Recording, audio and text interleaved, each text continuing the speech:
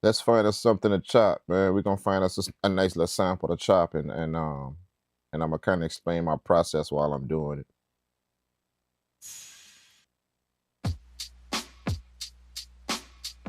I don't know what I'm gonna. Let me see if I can find something. Yeah, let's go here. Yeah.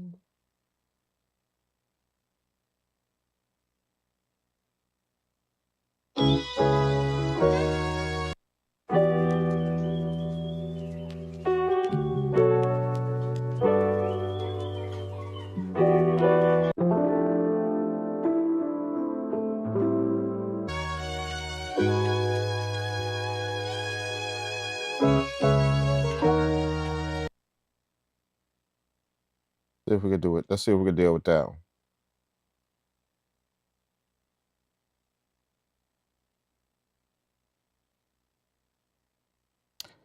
See if we can deal with that one.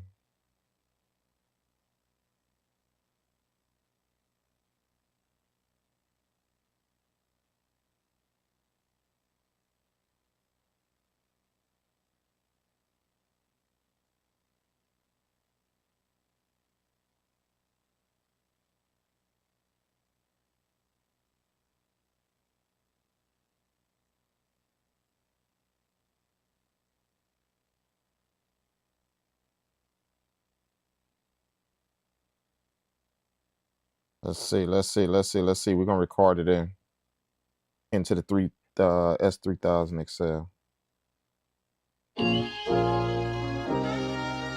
Yeah.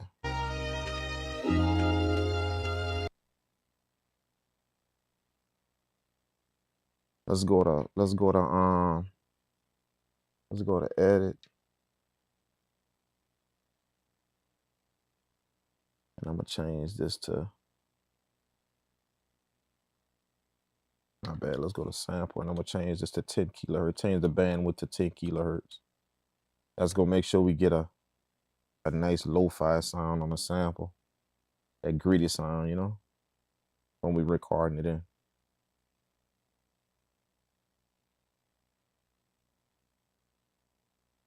Cool, we got that.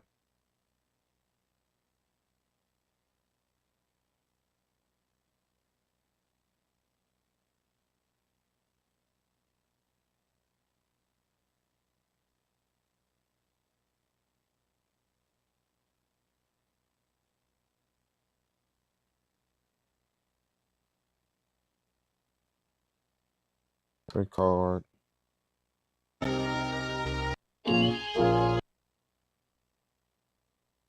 Just arm that. Let's give ourselves. Let's give ourselves. Let's give ourselves like 15 seconds. 15 seconds should be enough. And then I'm gonna rename the sample and call it.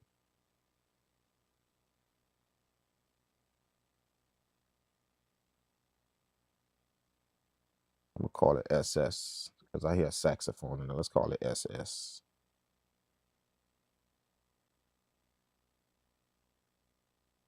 SS. Boom. Let's hit arm and let's get it recorded in there. Let's go. We ready. Arm. Flip the record. Let's go.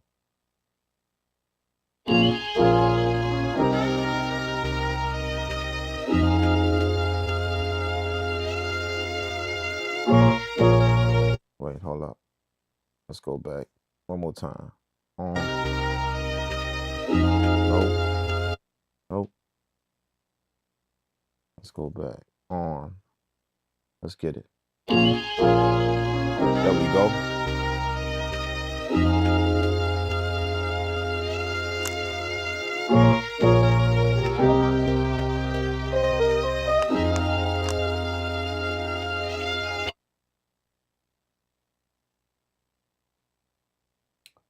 Right, we got a recorder now.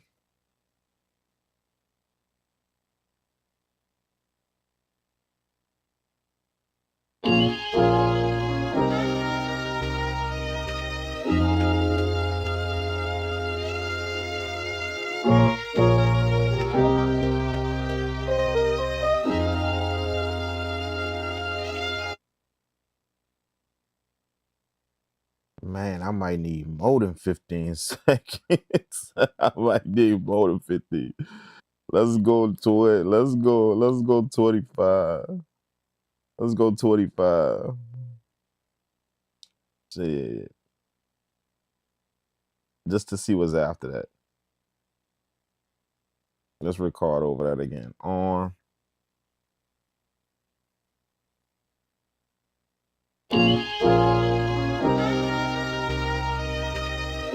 We're gonna need more than 25.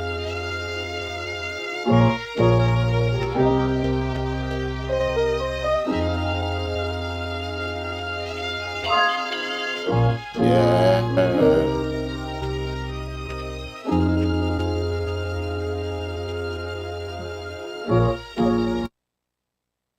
Wait a minute. Wait a minute. Wait a minute. Wait a minute. Wait a minute. Hold the hell up. Hold the hell up. Okay, I see. I see. I see. I see.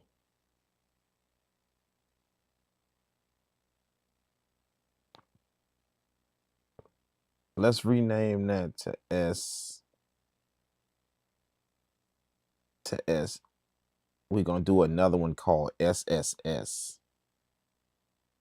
Okay, and that's going to be the part. Ooh, that's going to be the part.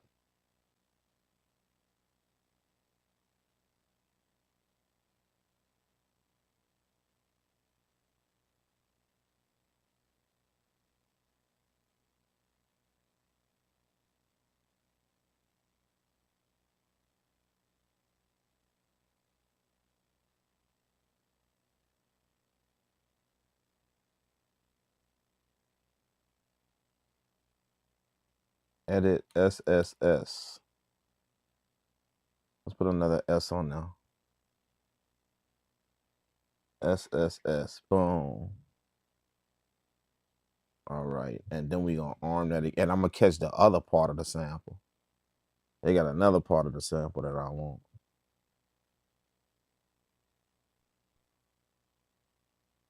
Let me see.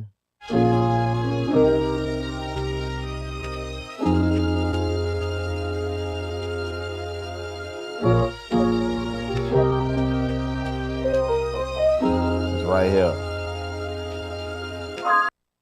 It's right there. Let's go. On. That part.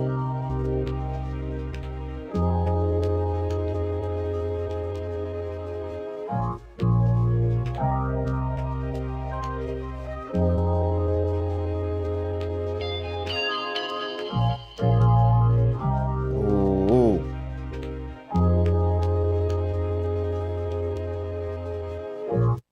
That's it. That's it. That's all I need. I got them two pieces. So I got SS, the high part, and then I got this one, SSS. So let me trim that off a little bit. Just down right there. Let's go to edit, trim. And we're gonna trim that off. Let me make sure I can trigger the sample here. Make sure we can trigger the sample here. Let's do that. So I'm gonna go to 81. Go to here. We're gonna go to chromatic C3. There we go. There we go. Okay, let's do boom, boom, boom, boom, boom. We're gonna trim just a little bit off of that. We're gonna catch it right there. Let's zoom, man. Just that I didn't catch it too clean.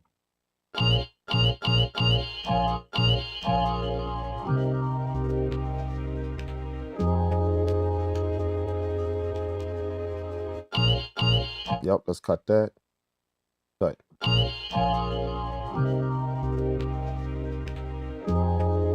All right, let's chop the SSS first. All right, we're gonna chop the SSS. The SSS one is the low, the low one without the string. This is the one with the string. I'm sorry, with the saxophone on. We want that one right there. We want to chop this low one right here. I'm gonna see if I could do both samples and kind of intertwine them both in the beat. Okay, let's do it. Let's get these samples. Let's do it. Okay, we need to go to select page. We need to go to rename. I need one SSS1. Enter. We need to copy. Let's get it. Let's go. Trim. Let's get our first chop. Obviously, we know where that is.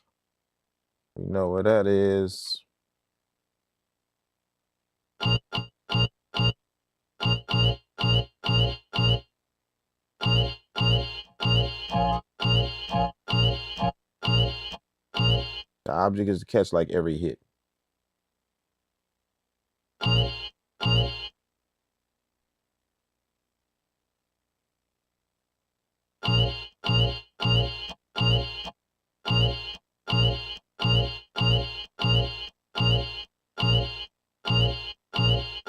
There it is right there. Cut. Got it. Okay, back to select. We want SS. We want SS2. Copy. Trim. Let's get that next one.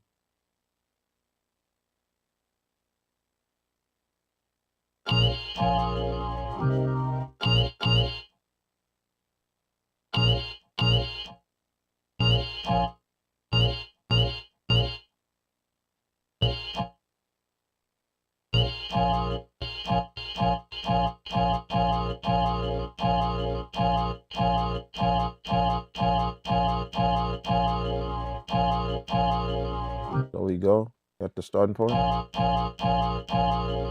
Let's get that ending point. There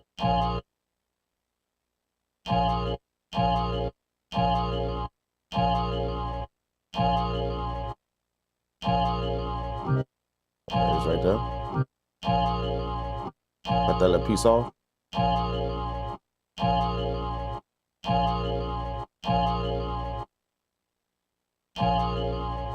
There we go, right there. Cut. Boom.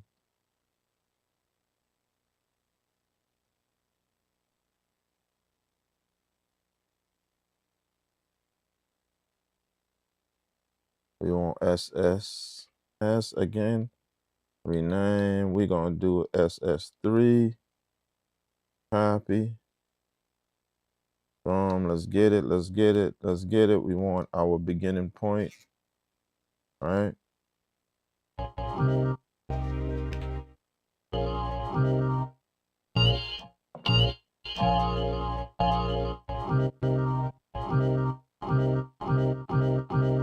That's our next point right there.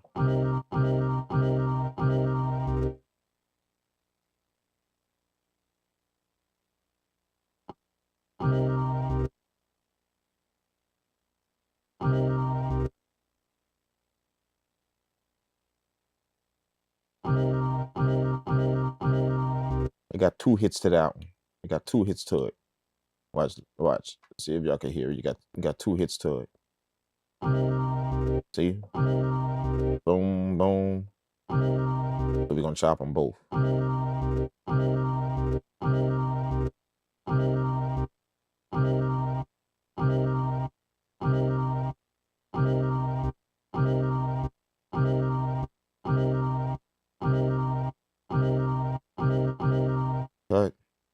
cut, boom, select,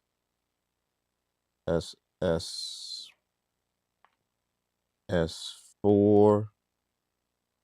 copy, we need SSS4, this is our fourth chop right here.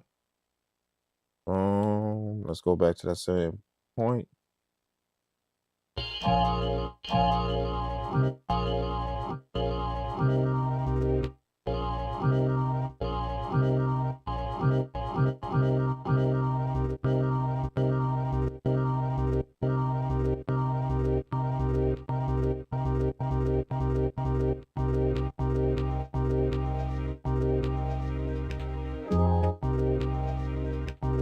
Yup. Got it.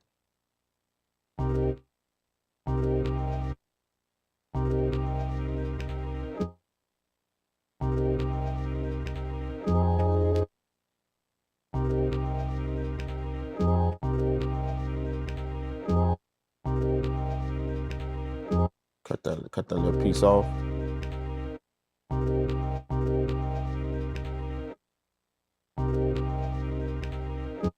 There it is.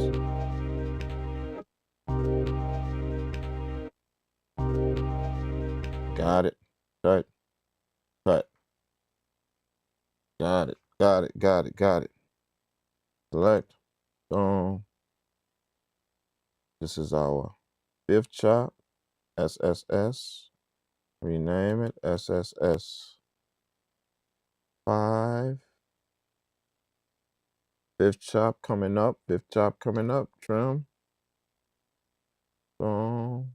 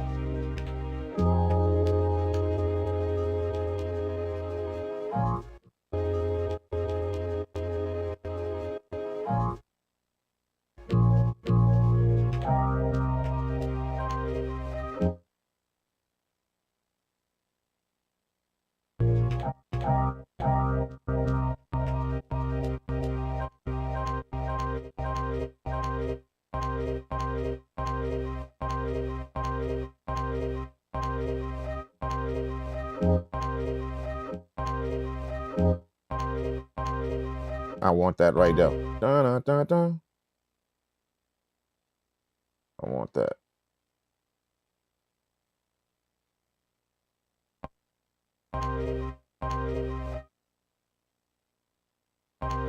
I'm gonna split that up in a juice chop.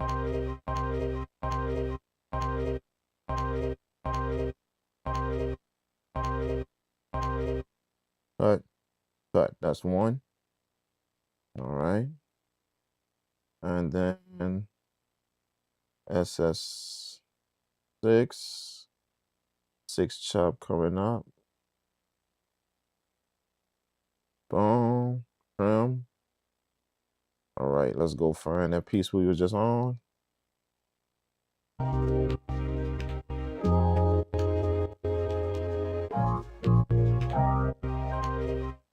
Right there. Dun, dun, dun. I want them last two hits. Right there. Right there.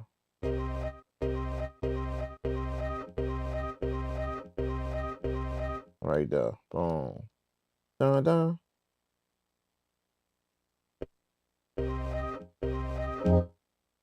If you really can get what you want, it's not about making a beat. It's not about making a beat. It's about getting everything you want from the sample. And then you worry about the beat after you get everything. If you can get what you want from the sample, then the beat gonna make itself. You're gonna have so many good chops that you're gonna have like 5 different beats you can make off of just like 10 chops. You know what I'm saying? You could flip the sample like 5 different ways, but it's because you took the time out to get exactly what you want, all the stuff you want from the sample. So try not to just, all that 16, slice the sample into 16 pieces and all that, like that's that simple way of doing it, but you can't really create with that, It's gonna stay locked, it's gonna lock you into a box versus going to get pieces, sections of it. I'm going to get specific sections of the sample. And that's going to unlock me from this box that I could flip it a different way because it's going to unlock me from this box. But if I was just to slice it in like 16 equal pieces, it's going to keep the same feel of the sample. It's going to keep that same feel, which I don't, I don't want. I want to be able to flip it into something totally different.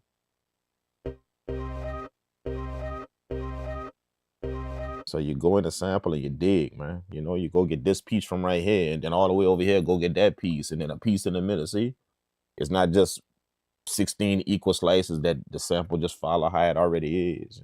Get different pieces from it. Go get a piece from over here, then go get a piece all the way from the end, then get a piece from the middle. You see what I'm saying? Not just you having a beginning piece, then right next to that, on the second pad, you got an ending piece. And then on the third pad, you got a middle piece. See, just that alone makes sure the sample is different now. Even if you play them pads 1, 2, 3. Because you playing a first piece, you playing a last piece, and then you playing a middle piece. You know what I'm saying? It's going to make sure the sample different. You know what I'm saying? So if you go get different pieces instead of just slicing it up into equal slices, it's going to unlock you from this box, and you can start unlocking your creativity as to what you can do. Now, the reason why people slice a sample, just chop a sample into 16 pieces or keep it how it is because they don't have that much creativity to actually go do that. So they got to keep the sample how it is. It's almost like the sample help them flip it. Long as I keep it like that, I can flip it.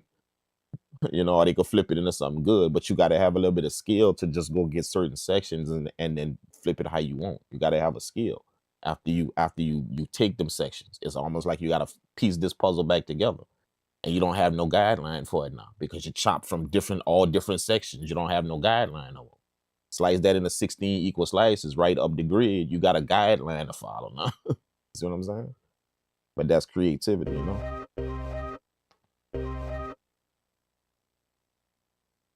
But all right, what else do I want? Let me listen to it.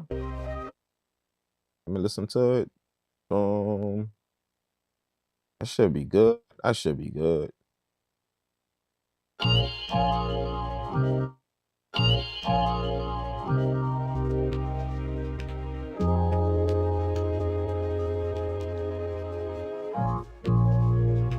See, just kind of repeat with that. So long as I got them hits.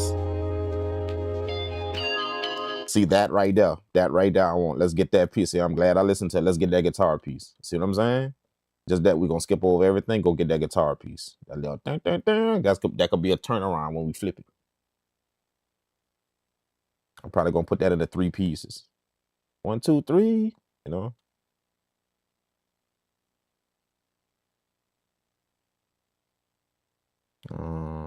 Name. I think we're going 6. Is 6? Nope. 6 exists.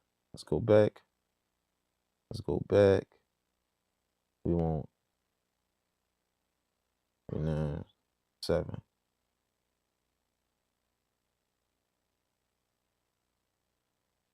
It says 7 is that. Yep, 7 is new. Copy. So 7, 8, 9. Let's go get that guitar piece, man. Let's get that the guitar piece at the end.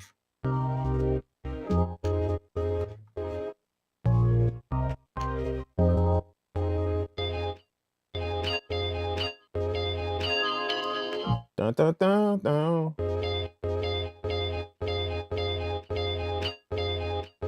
So let's get them first 2 hits. Dun, dun.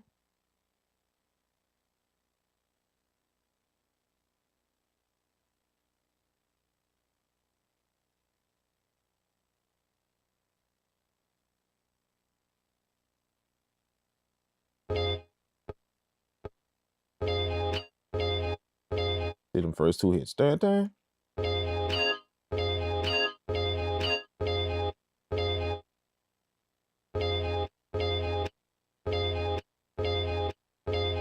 that little piece off at the end. There it is. Got it. Cut. Bam. All right. Back to this. Back to select. We want SS8. SSS8. Let's rename. 8. Boom. Copy. Let's get them other 2 pieces. Boom. Back and trim.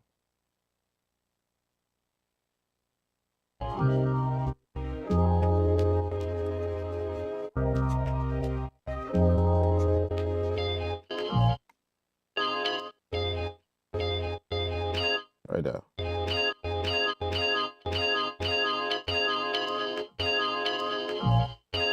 Let's catch them 2 pieces. Damn.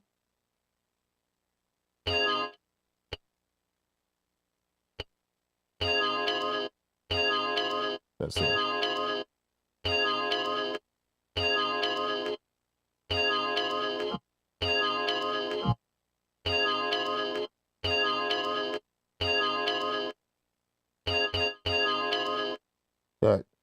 Cut. Got it. Do I need anything else? Let's listen to the whole sample again.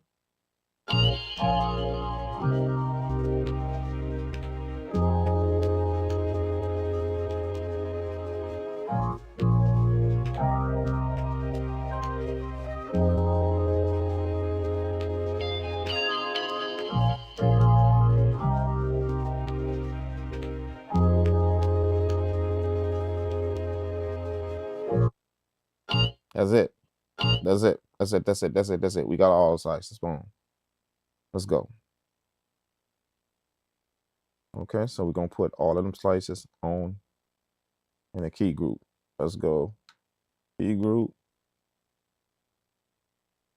Oh shit, I gotta go load my stuff. I forgot to load it. I forgot to load my template. Please, I hope it let me load it now without messing up my chops. Auto load. Go.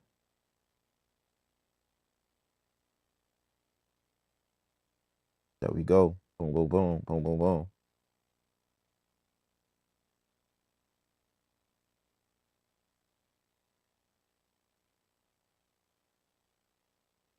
We just needed 8 chops. We just needed 8. Okay, let's put them samples on some pads, man.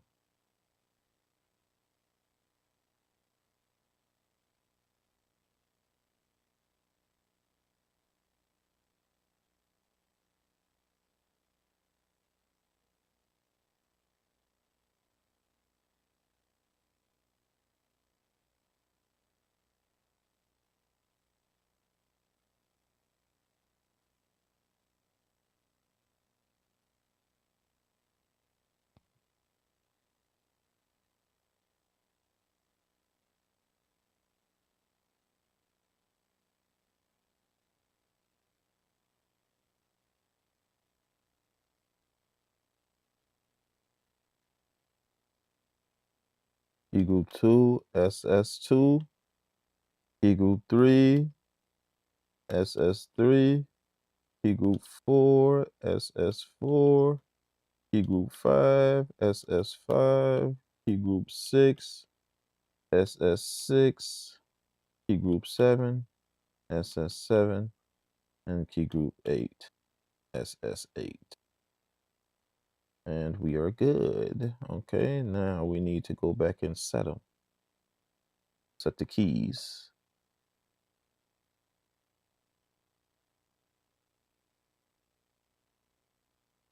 We want C# for this one.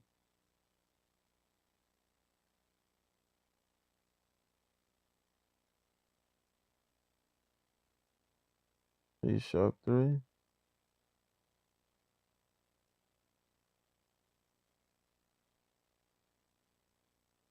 Nope, we want C#. First chop.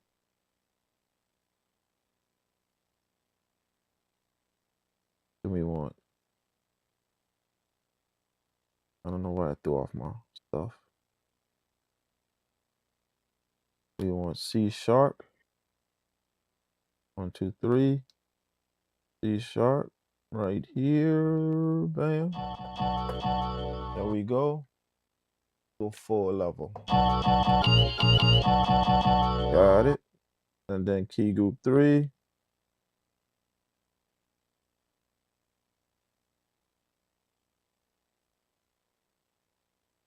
We want D.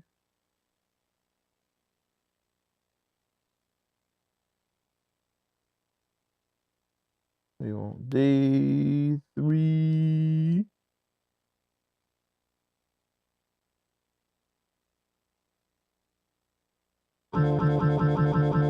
Got it. Key group 4. We want D sharp 3. D sharp.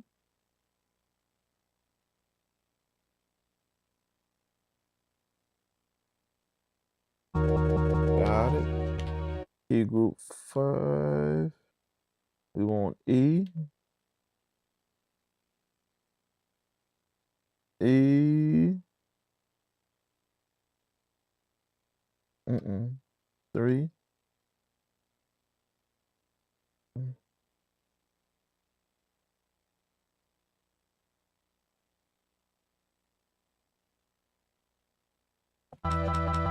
Got it. Key group 6. We want F.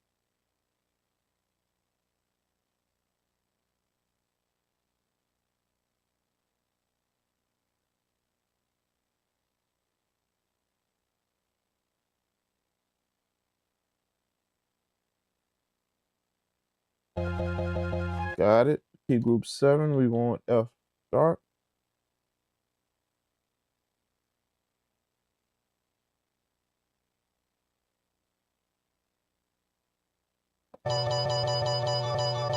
Got it. Key group 8. We want G3. G, E, F, G, F, G.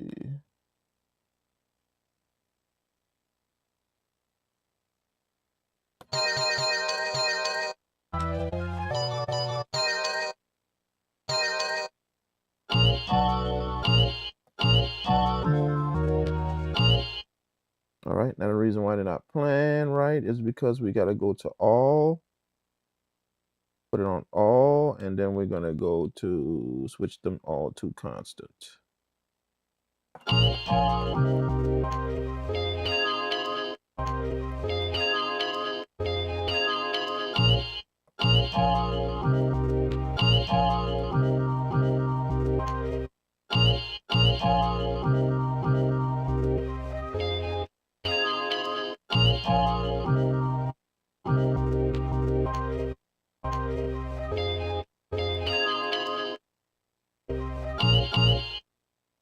We need another piece of the sample. I missed a piece of the sample. Let's go back to the sample. We missed a piece of the sample. Let's get it.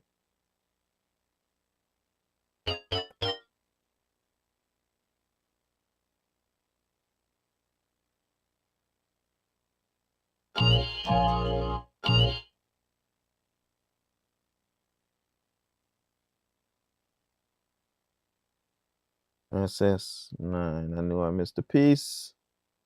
No, I missed a piece. Moving too fast. I missed a piece. I could hear it. Copy. Boom. Trim. Let's get it. Right there.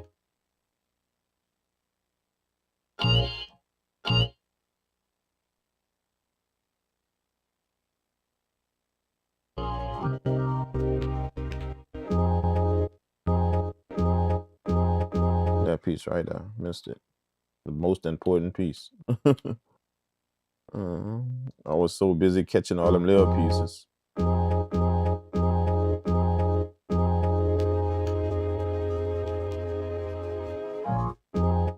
That piece right there. Let's go. Let's go.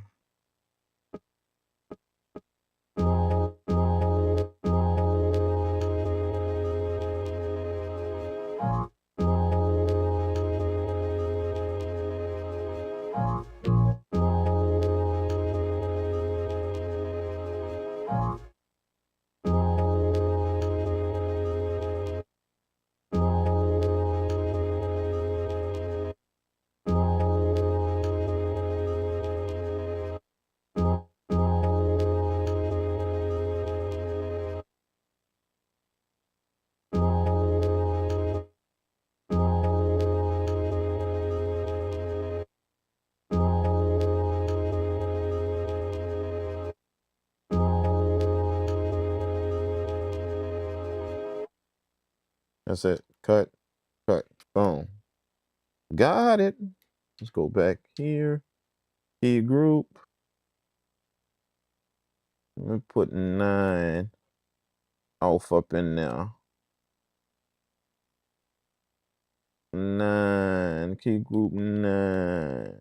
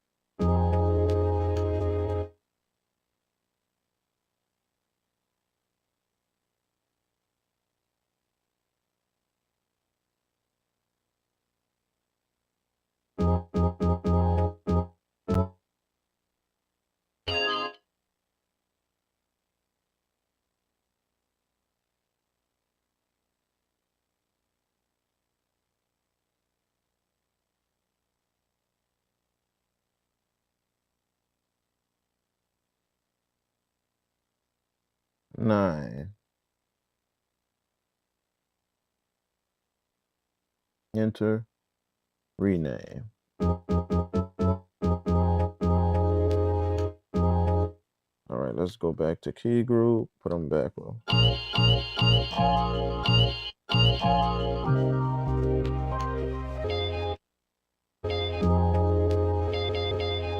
1, 2, 3, 4, 5, 6, 7, 8. 8. So 8 needs to be chopped 6. 8 needs to be chopped 6. 8. 6 needs to be 8. Key group 6.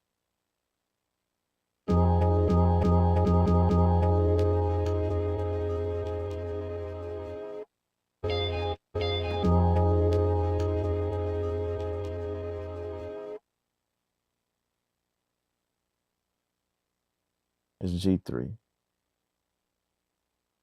No wonder. Yeah, G3. G3.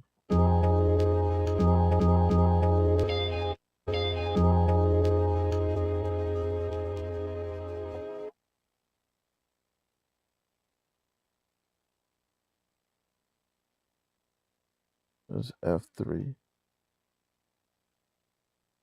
I gotta redo them. F3. Give me a minute. F3.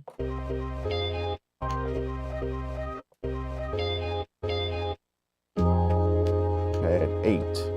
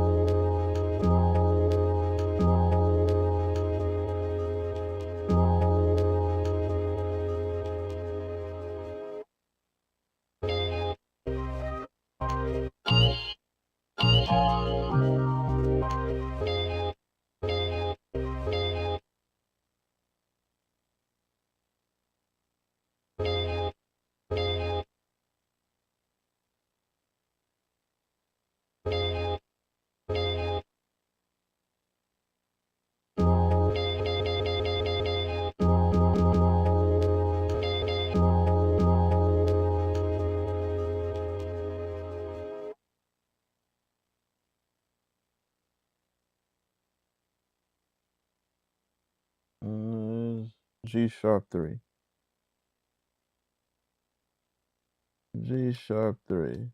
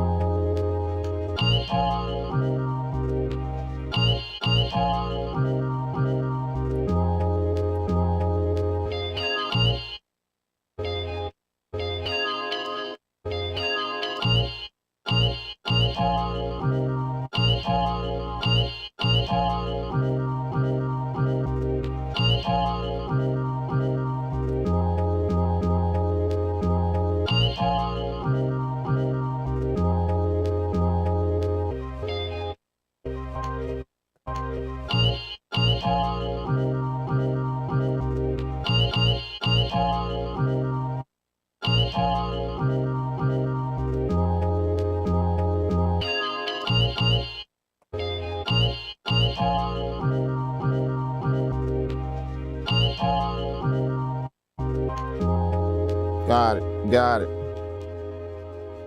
Got it. Got it. Got it. Okay. Okay. Let's go back to sample.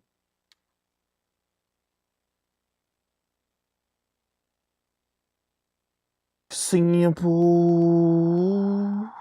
Record. And we're gonna do a rename, and we're gonna do that. We're gonna call that DB drum break. DB. Get rid of these. We're gonna get ready to record something in here.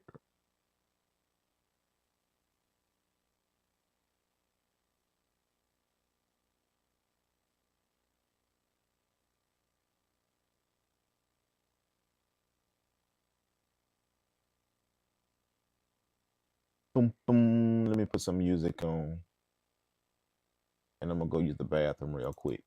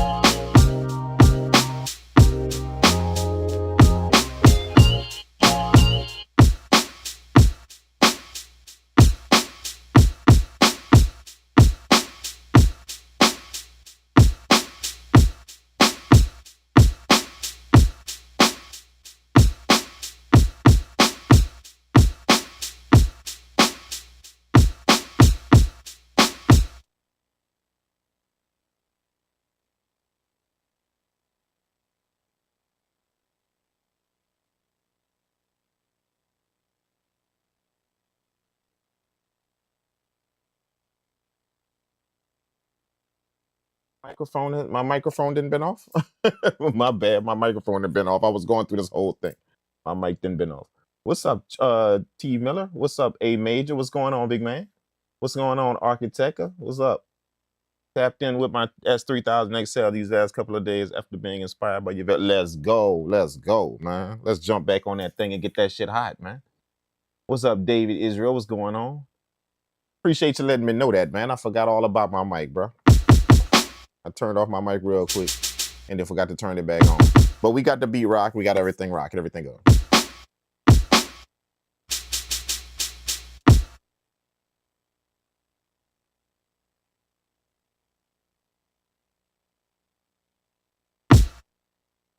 My boy Steven locked in on his motif exit. Let's get it.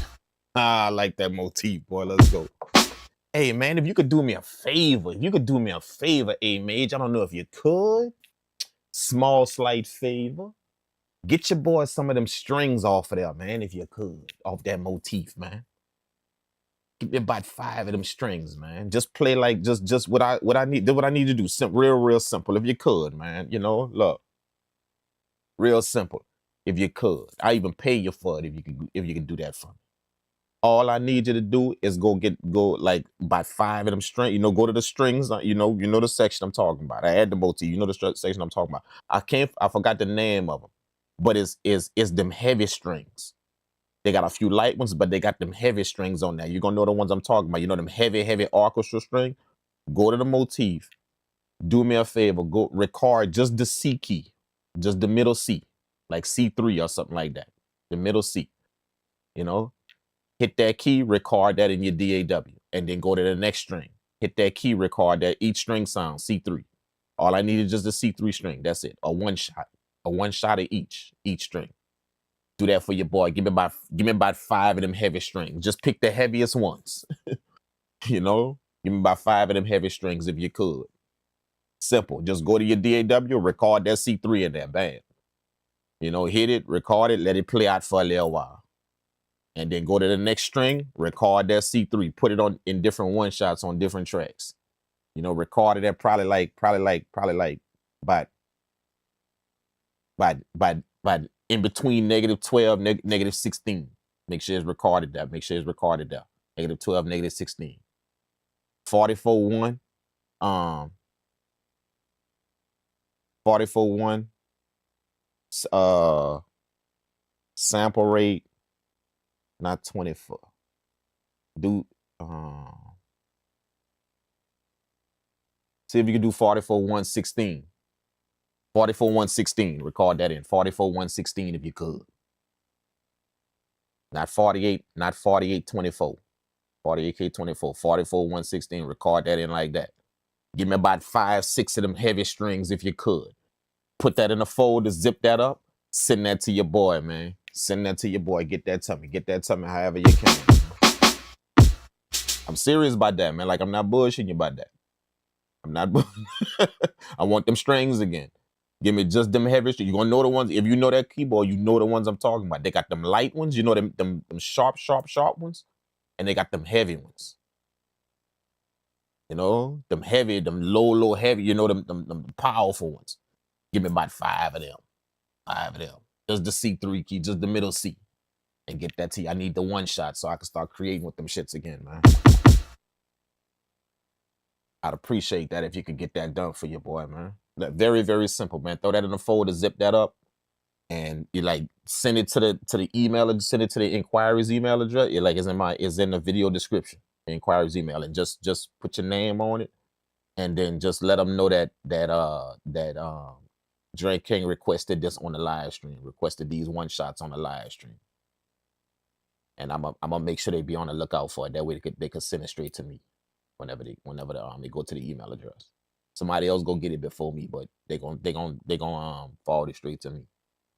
Do that for your boy. Let me know whatever I could do for you, man. Anything I could do for you. If I gotta pay, whatever it costs, anything I could do, just let me know. But I need them strings. I need them heavy strings, man.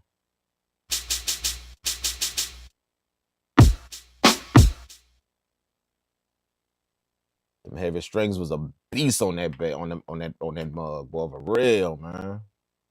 I love to get them strings again, man. I just ain't got the keyboard no more, but I love to get them strings again.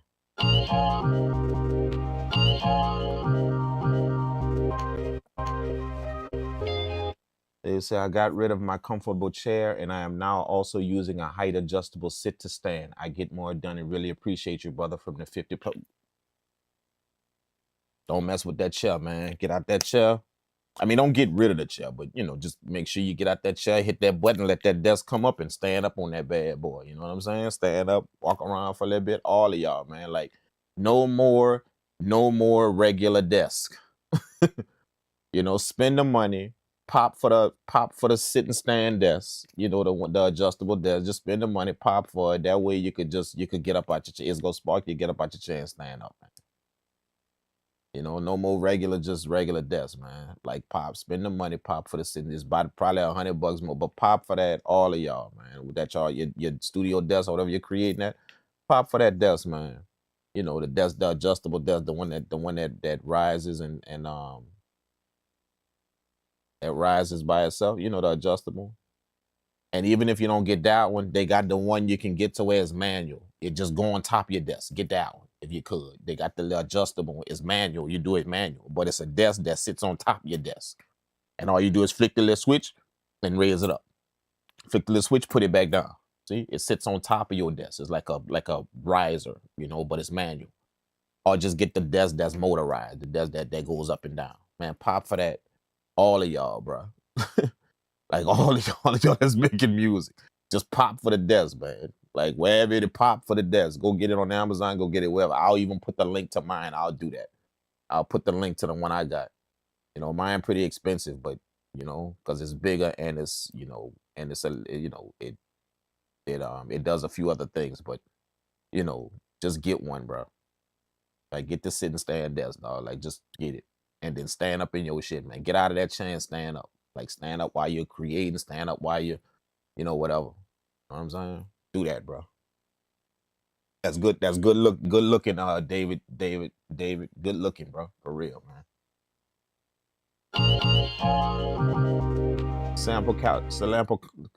Sample collaboration in real time right there. Love it. Love to see. Let's go. Let's go.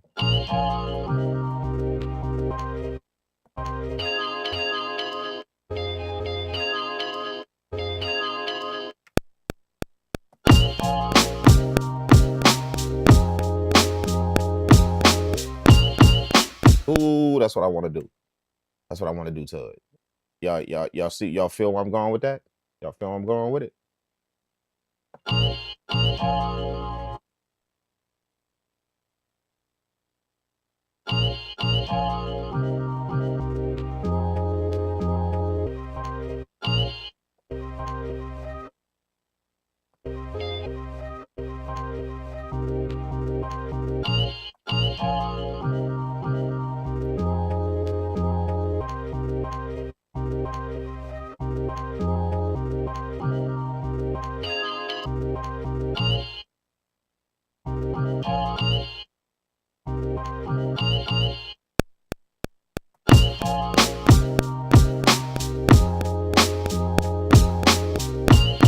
Ooh.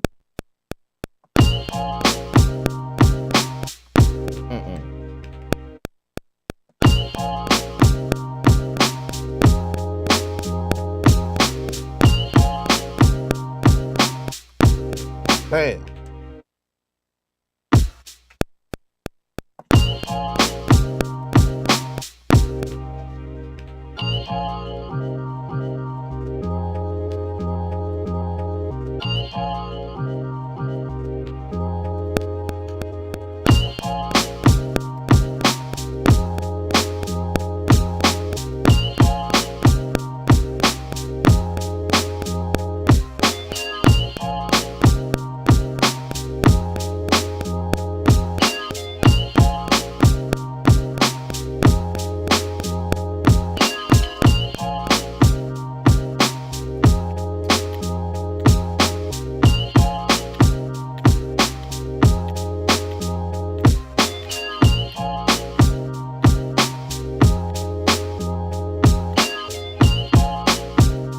We could do that better.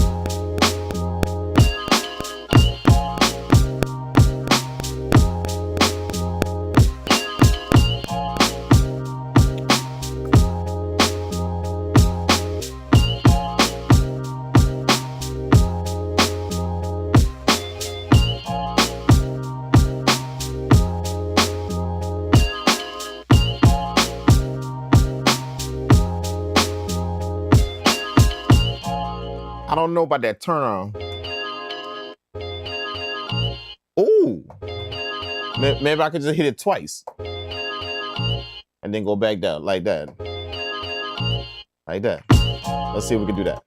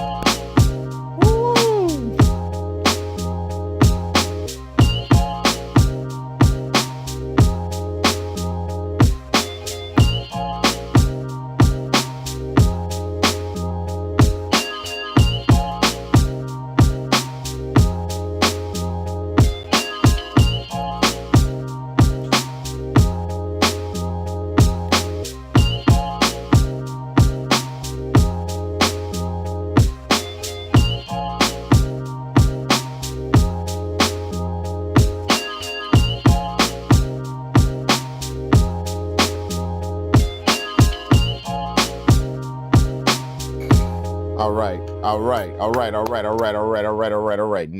Now we got some more to chop up, don't we? Y'all remember we got another piece of the sample to chop up. Let's go get it. This piece right here, check it out. If y'all remember, we got this piece right here. Y'all remember we did a SS and a SSS. This is the SS. With the string on it and the sax. See?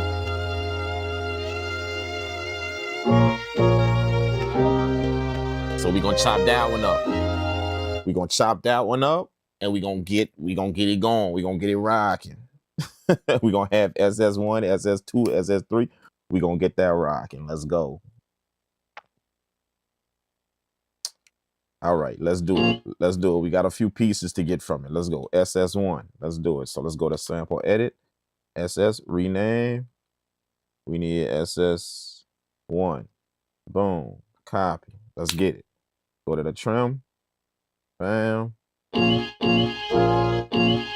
going to do that same thing. Bum, bum. See, same thing. Same thing. We're going to keep them chops the same way because the sample loops the same way, but it just got a string on it. If you're a string and a saxophone, that's it. So I can remember the chops that I would get from the first piece to make that first flip that we did. I'm going to get them same chops, but it's going to have that string and that sax behind it. So it's going to bring a different part to the sample. Hopefully we have a B section to the sample.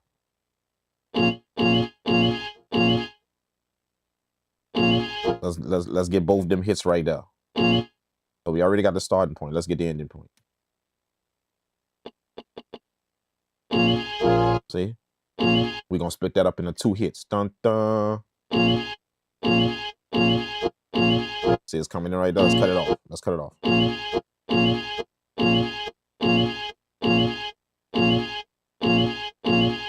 There you go, right there. There you go. Cut. Cut. Cut. We got SS1 already.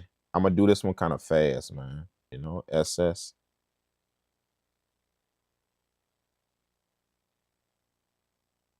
Rename.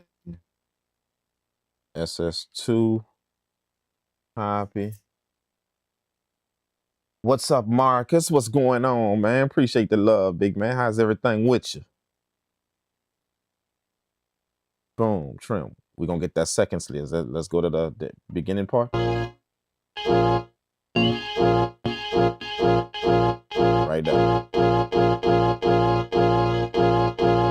Right there.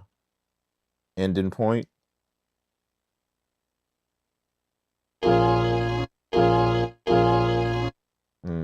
Damn.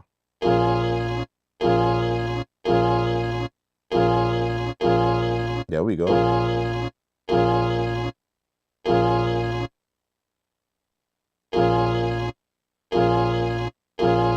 There we go. Cut. Cut. We got both of them. Boom.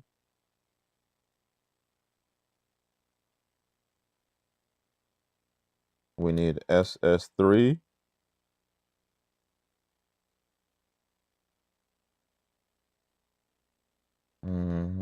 Let's go to We need that when the sax start.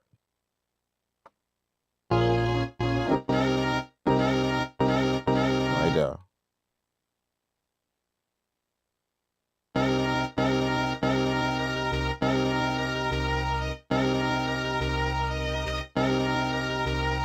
We're gonna cut that into 2 pieces. See how I go bum bum bum bum bum bum bum bum. We're gonna cut that into 2 pieces. See? So we already got where it start. Let's get the ending point.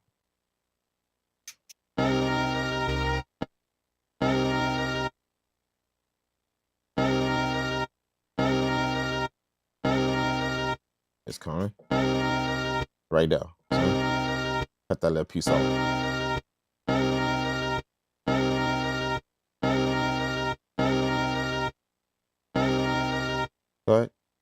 Cut, bam, got it. Select. Let's get it again. Same sample, SS. Rename. We're gonna do 4, I think. We're on 4, right? Yeah, I think we're on 4. Let me make sure. 3, 4, yep. Okay. After the sax. The second part. Second part of that sax. Let's get the second part.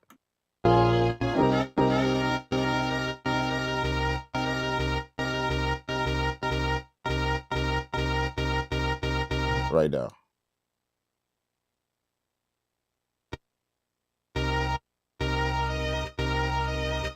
All the way until that high string. See where that high string come in? Or the higher sax. See, let's cut that off. We need to cut that off.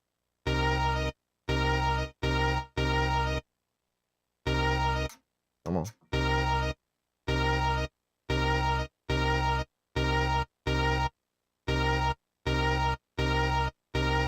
There we go.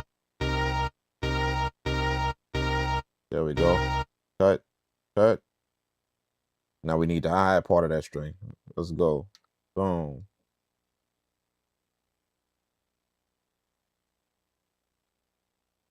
I need SS, rename.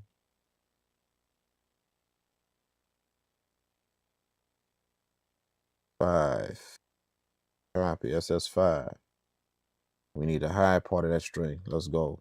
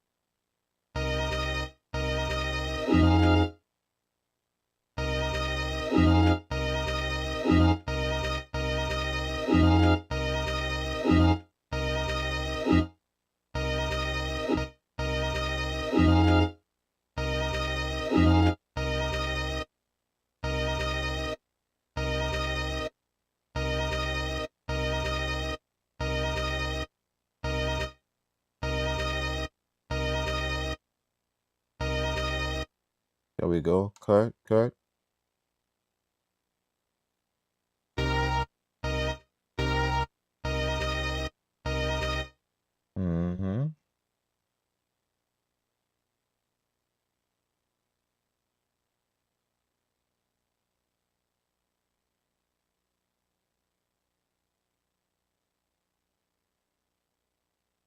Yep, let's go to trim, SS6.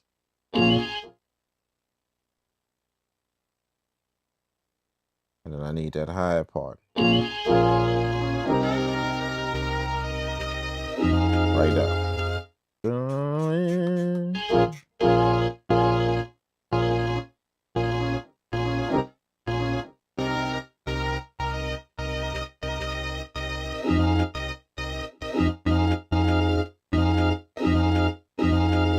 Right there.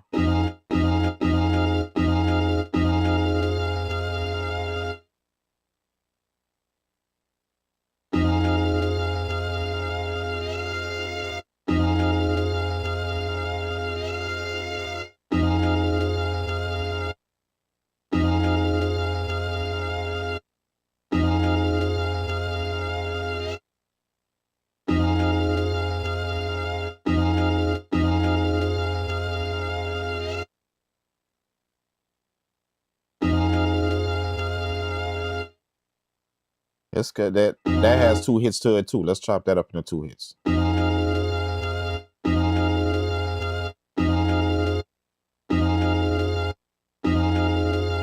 Right there. Cut. Cut. We need SS7.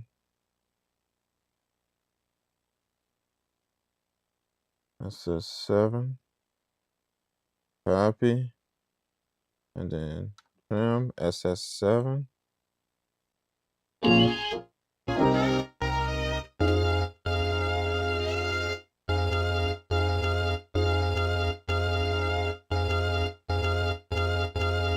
Right there.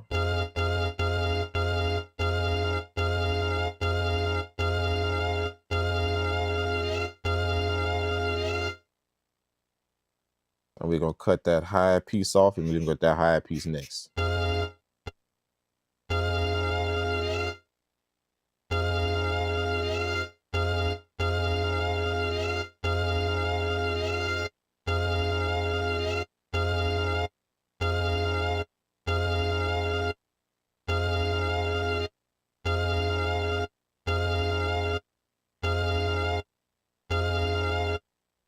Yep. Cut. Cut.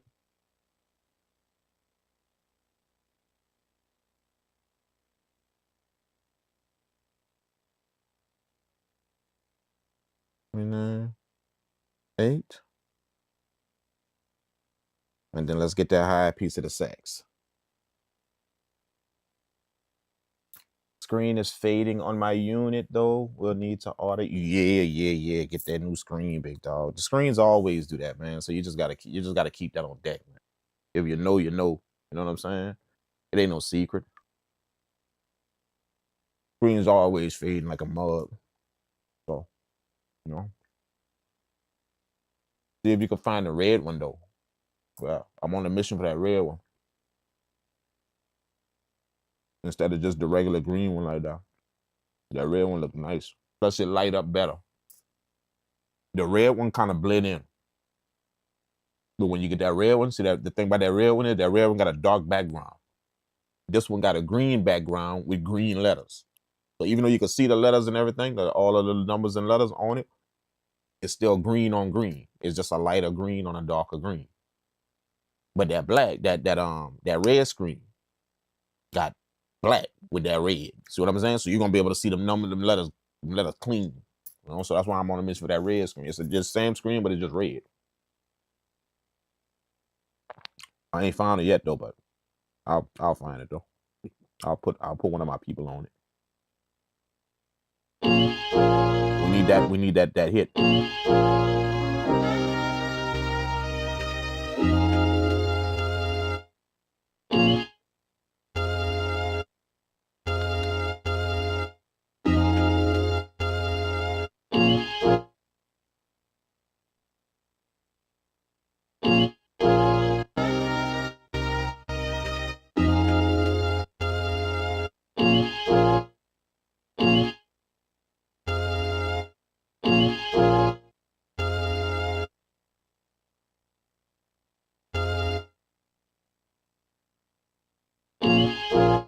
There's something else I need from that. Let's find it.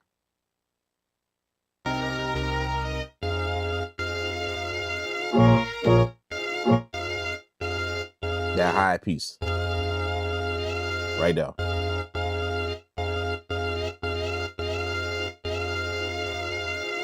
Yeah. That high piece. Can't forget that high piece.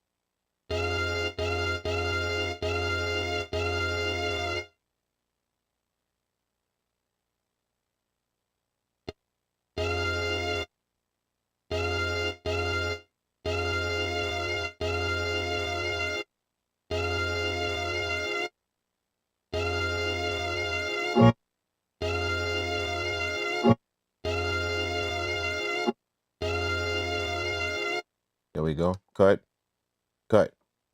Got it. Let's see if we need anything else. Let's just check it out. See. We're gonna just listen to it and see if listen to the sample and see if they got any other pieces somewhere.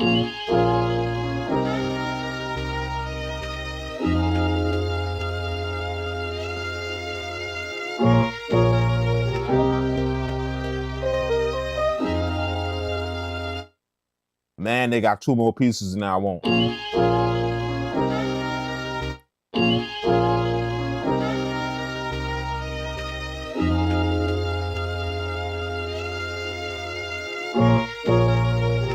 See that low piece?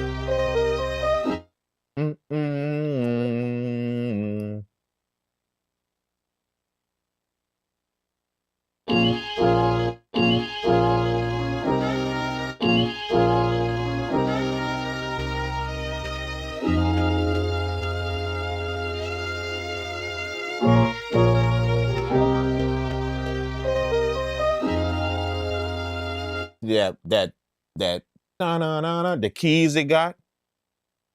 Let's get them. Let's not even play. Let's get them. It's better to have them and don't use them than need them mugs and we don't have them, huh?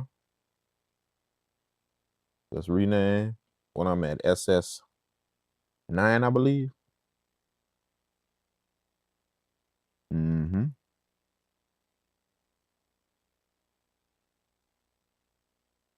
Let's get it. Trim. Let's go get it. Sometime when you have these vintage machines, man, it's good to see somebody else work on them. You know, when you have them and you ain't messing with them in a while, when you see somebody, it kind of inspire you to be like, man, let me go hook that thing back up. Because you see how efficient somebody else working. Maybe you wasn't too efficient when you was working on it. Or maybe you didn't know a few things when you was working on it. You know, but when you see somebody else do it and they be like, damn, they moving through it and doing this and that, you be like, man, when I had it, I didn't do it like that.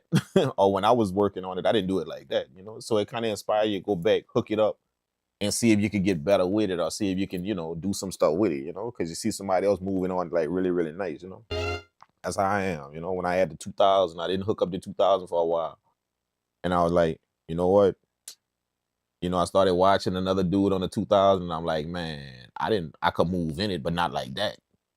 So it made me hook up the 2000 again and start using it again and just get more efficient with it. And, you know, just to kind of shape up what I was, you know, how I was working on it. And it kind of brought new light to what I was doing, even though I had it before and had it hooked up before and I was working on it. It made me want to work on it even better. You know, it's almost like after seeing somebody else working, I'm like, nah, I wasn't doing it like that. I was getting through it and I was doing my thing, but not like that. You know what I'm saying? I didn't handle it efficient like that. I saw somebody else on the 2000xl like that too.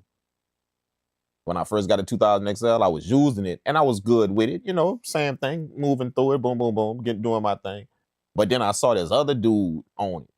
He had I ain't gonna never forget, he had a blue one with them yellow pads, the fat pad, man. And I saw that dude on that thing, man, in the studio. I saw him on, and how he was using a keypad and dialing in his numbers with the keypad and going to what he wanted real quick and boom, boom. Now I want to do this 778, boom. Nah, let's change that, boom, boom. Stick, you know, let's put that down to 15. And he was using his number pad and he go exactly way. It's almost like he did it so much that it was just part of him. How he was hitting them buttons and going to what he. And I was like, nah, that's not how I work on that thing. So it made me go revisit the XL, the 2000 XL, and just work on it like really, really efficient. Just work on like moving around it really efficient like that. You know what I'm saying? How he was doing it, you know, changing the dial. Even like when he was setting values with the how he wanted the effects. You know, like when he said, yeah, I'm gonna put some reverb on it. He wouldn't dial in the effects using the knob. He would do the effects using the number pad. So he would be like, yeah, let's put it up to 12. Then he hit 12, 1, 2, bam, enter. Then he hit the pad. Let's put it up to like 20. And he do 2, 0, boom, enter. And then he was dialing in the numbers with the number pad. You know, whereas me, even on here, I'm twisting it, boom, going in them. That dude was hitting all that with them number pad, pop, pop, pop, pop, pop, boom, enter. Nah, let's go up to 35. Pop, pop, pop, pop, enter. Nah, back down to 26. 26, boom, enter. I was like, damn. Yeah, Yeah. That made me feel kind of bad. Like, yeah, dude, go hook that thing up, man, and go learn some more, dog. Even though you had that shit for like 2 years, go learn some more, bro. But that's what it's supposed to do, man. You know, like when you see people working and fishing at something or doing something, it's supposed to motivate you to want to be like, man, look, yeah, I need to get on my game. I need to, I need to either be more efficient or be, or know my equipment a little bit better, So we want them other hits all the way in the ending of this.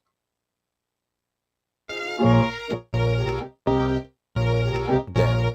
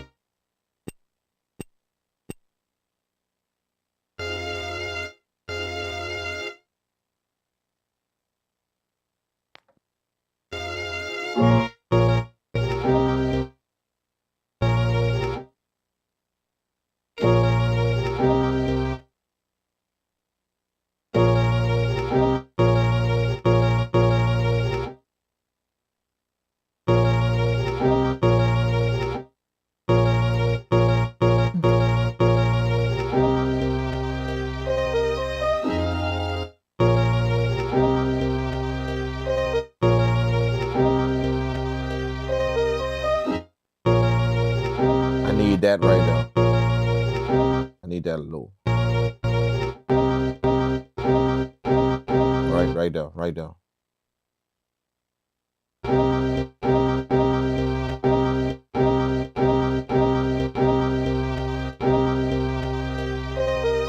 See, right there. Boom. Ending point.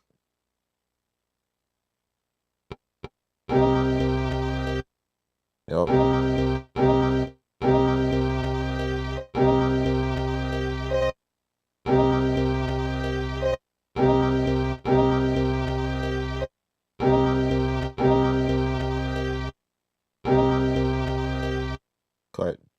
Cut. I think that's it, man.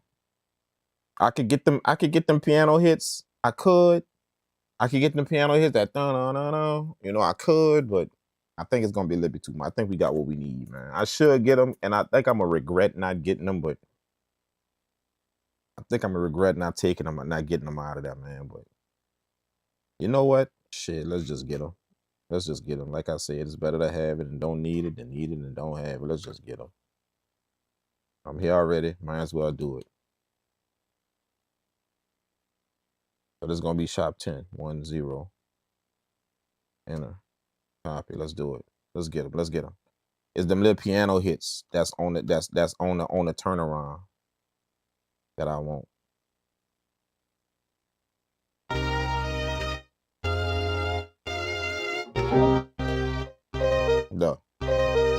That.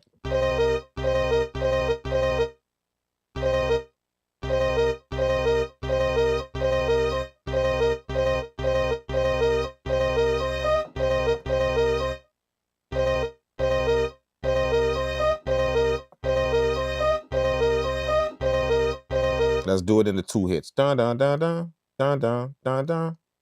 So 2 hits per. Yeah. So we're gonna do them 2 hits. Dun dun.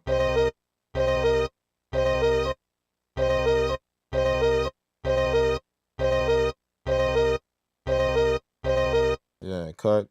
Then we're gonna get the other 2 hits with Chop 11. SS. Boom.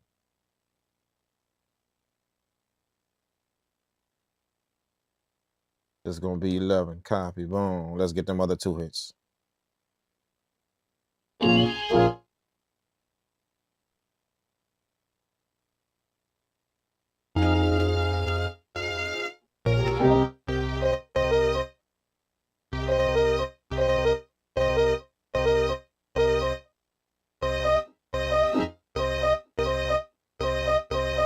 There it is.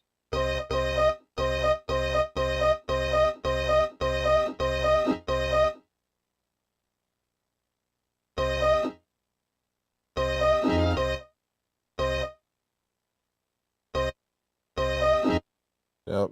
Chop that little piece off.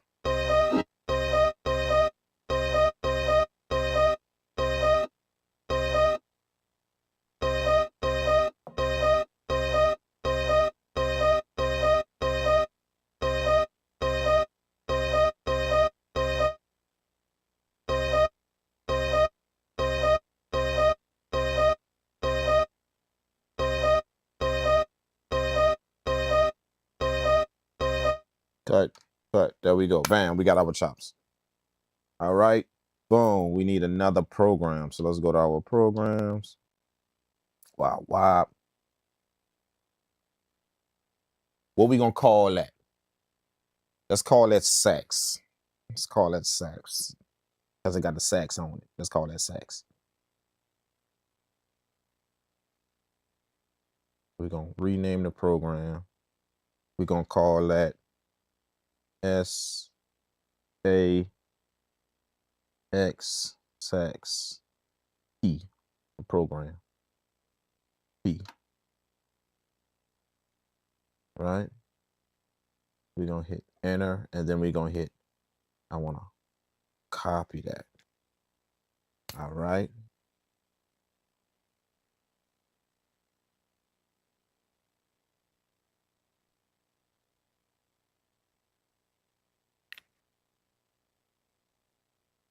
Appreciate that, man. A major, man. I am forever in your gratitude, man. Anything I could do to help out, man, don't hesitate to reach out. Hit me up, man. For real. Hey, I got I don't know if you want to, man, but I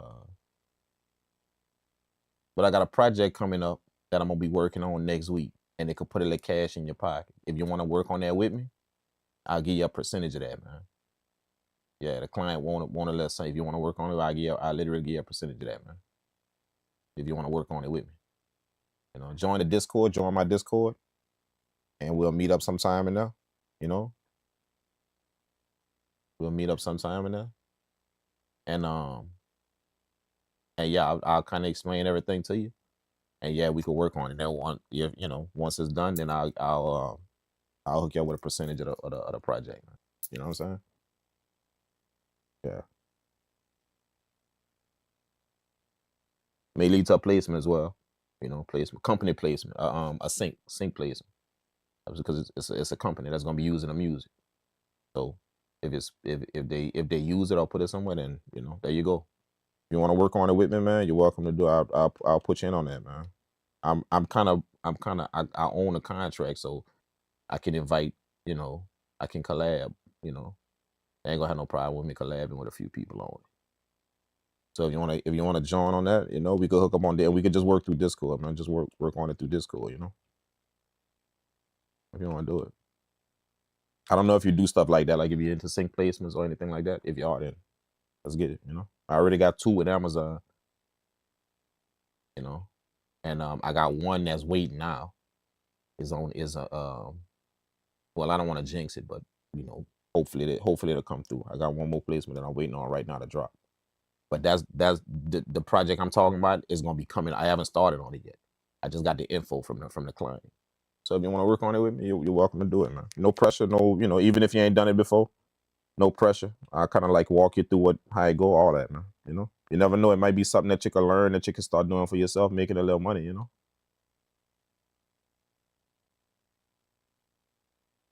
Yeah, absolutely, man. Let's do it. Have you ever done it before? You ever done any syncs or anything like that? I got anything like that? If not, then a lot of people get kind of shook when they do it, because this is their first time. But I kind of walk you through it, all that shit like that, everything you gonna need, all that, man. Then we gonna have some fun working on the project, man.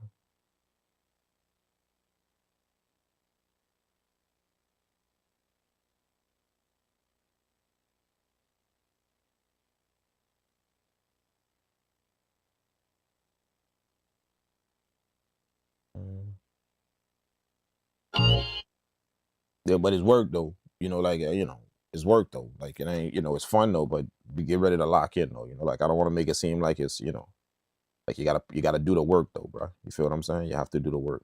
You have to. You have to be ready to lock in and get it done. You know, a lot of people figure out real quick. It's been a lot of people that have tried to do that. You know, and they think it's easy to do. They think it's just, oh yeah, whatever. You know, and they don't make the cut. You know, so I just like to tell people that. You know, but I'm explaining it to you and everything. But just be ready to lock in and get it. If you want to do it, just be ready to lock in and get it done. Man. It's not. I'm not gonna say it's easy, but it's you gotta know what you're doing. You feel what I'm saying? You gotta know what you're doing. You gotta know what you're doing. Or you could just literally let the opportunity run right under your nose, you know. And a lot of people do. It's been few people that I've worked on with projects like that, and it just don't work out for them. And it's just because they went into it thinking that, you know, you could just make some music and that's it. Like you know, but it take, you know, if it was that simple to do, everybody would be doing it. If it was that's what I tell people. They find out real quick like what it's all about. You know what I'm saying? Why you just can't grab one of them things and have one. You know, they find out very quickly. So, but you know, just if you want to lock in and get it done, man, we could work on it for sure. Just join the Discord and then hit me up on Discord, and we're gonna set up a time to where we could lock in and get it. And I could go over everything, at least go over everything with you. That's my gift to you, man, for just hooking me up like that, man. You know what I'm saying? You know, and I'll give you a percentage of the project, man. You know? Put the cash in your pocket, man. Let money in your pocket. Okay, Sax. I gotta get the program, man. So what we got, 11? I think I did 11 chops, right? 11, I believe I did. I think it was 11. I think.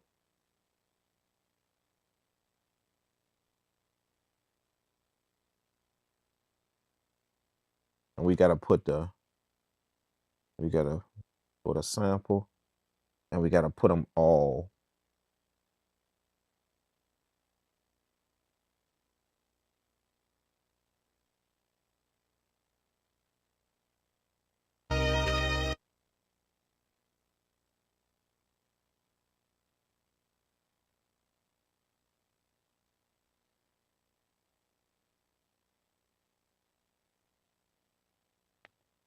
I did one a few years back for a Turkish airline. They wanted to use one of my tracks there.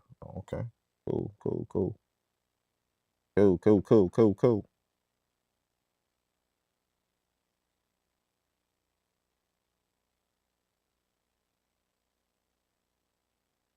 But I'm gonna be starting it up next week, you know, and you know, quite possibly it's gonna be me, you. If you want to do it, it's gonna be me, you, and probably like maybe two, maybe three other dudes, maybe. I don't know. But I believe in the more ideas we can have.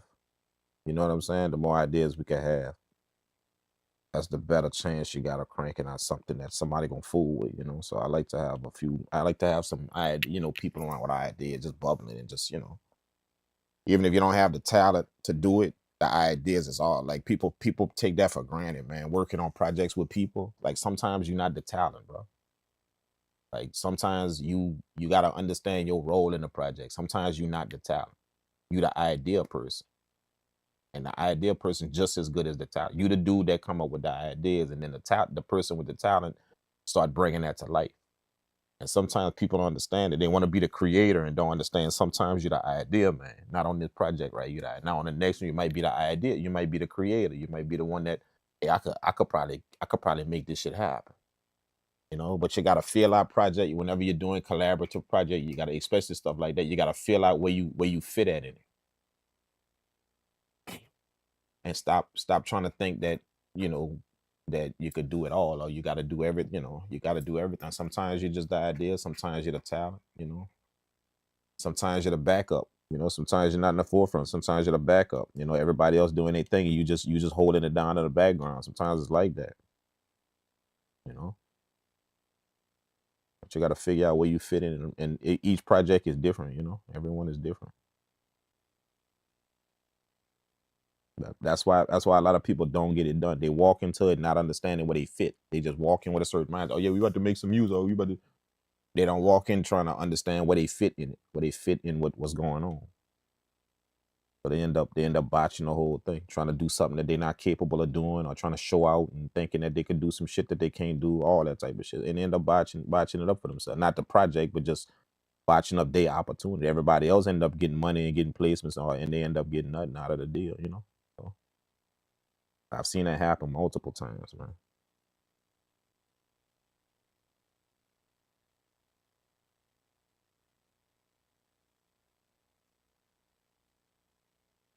Okay, so what we was doing, we was doing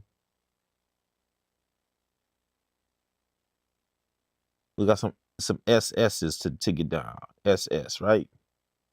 We got SS1 right here. SS2 right here, key group 2, SS3 right here, SS4 right here, SS5, key group 5, key group 6, SS6, key group 7, SS7, key group 8, SS8, key group 9, SS9, key group 10, SS10, key group 11, SS11, and then that's it, right? We ain't got no 12, right? No, we ain't got no 12. All right, and if everything is good, we should have our.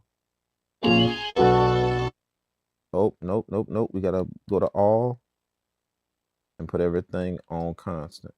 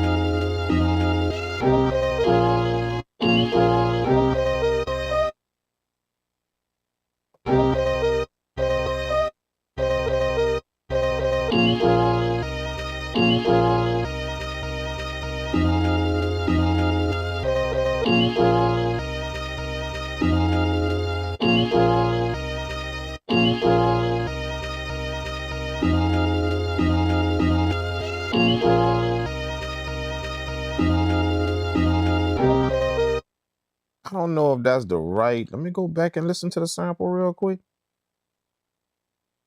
It don't sound right. Go back and listen to the SS sample. It seems like I'm missing a piece.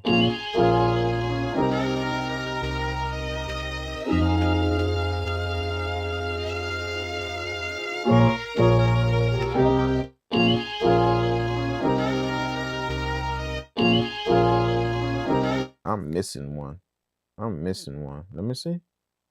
Let me just check all the chops real quick.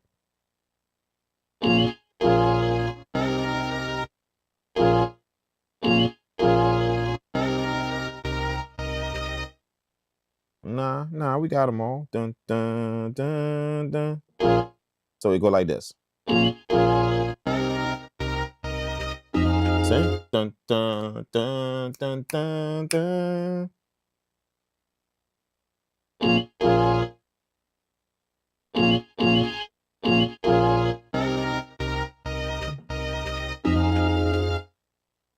So we got them all.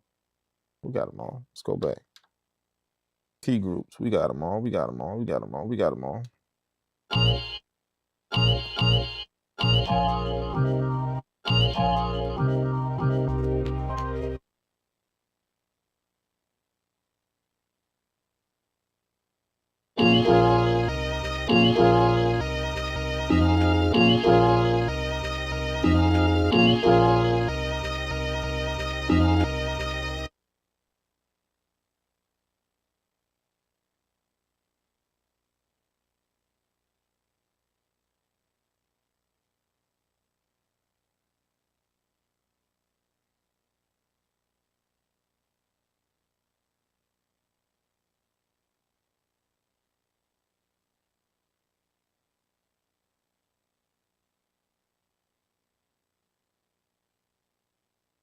C.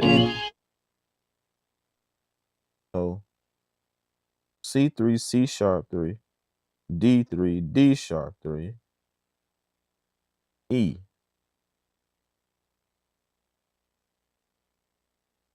E. E.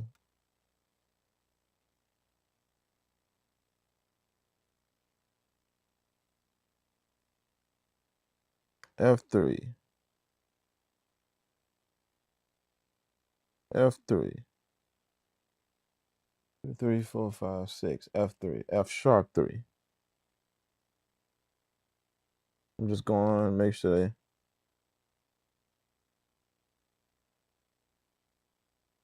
8 is G3.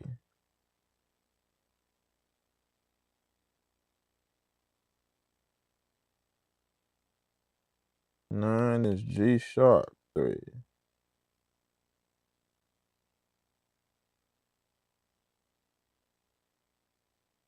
10, G sharp 3. 8, 3.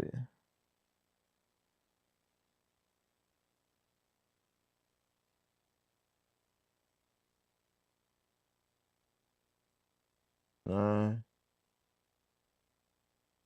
G sharp 3. 9. G3, G sharp 3. And A3. Okay, 10 is A3.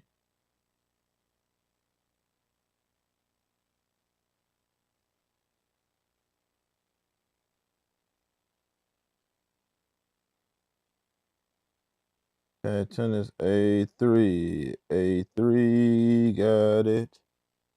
And then pad 11 is A sharp 3.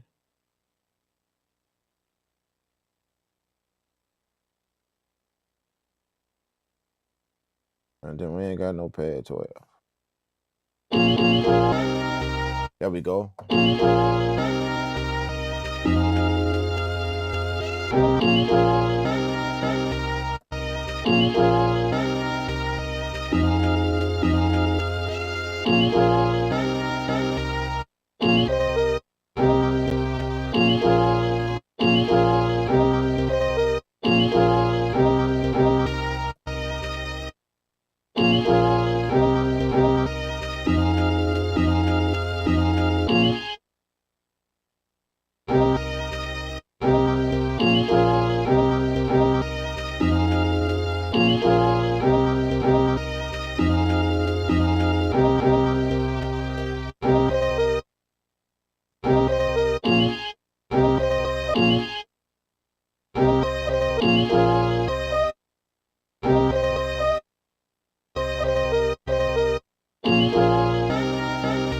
That's it. That's it right there. That's what we need. We got them all. We got them all. We got them all. We got them all. We need back to key group. We need multi. So we're going to take that one, sax, and we're going to put that in 3. All right, in 3. And then let's give ourselves another MIDI track up here. Let's go here. Give ourselves new track, MIDI. MIDI. All right, and we're going to change that to MPC A. Change that to MIDI channel 3, and we should be good to go. There we go. All right. So this is what we have so far.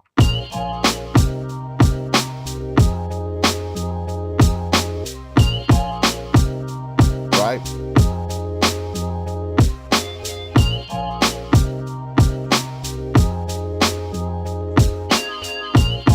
Right? All right. Now we're gonna mute that 1. See? And then we're gonna play it with the 4 or the 3. Which one?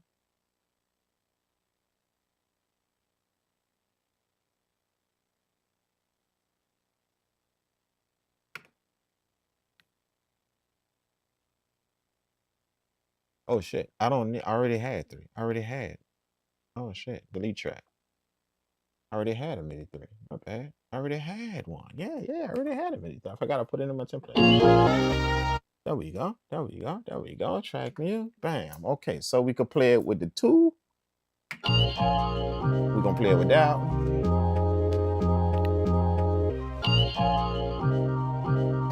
We're gonna play it with that one.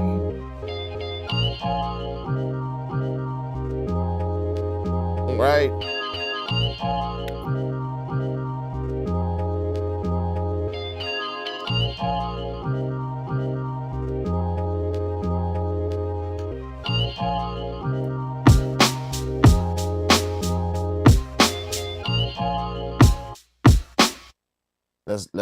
Let's do the samples.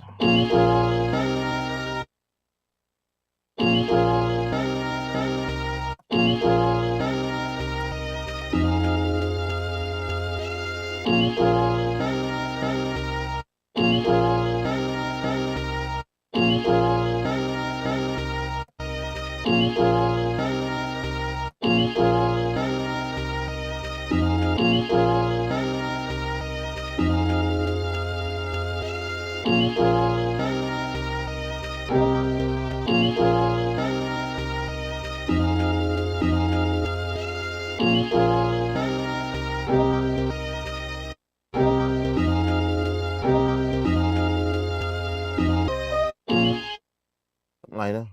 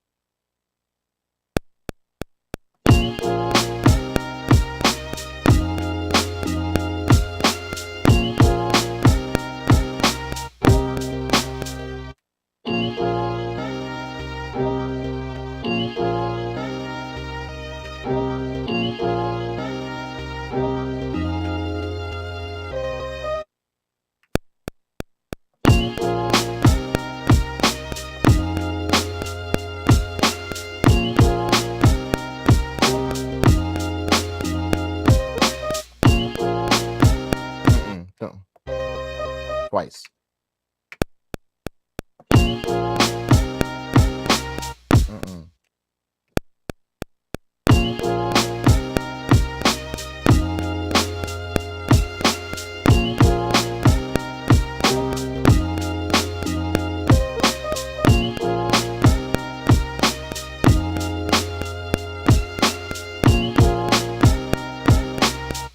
Damn, my head.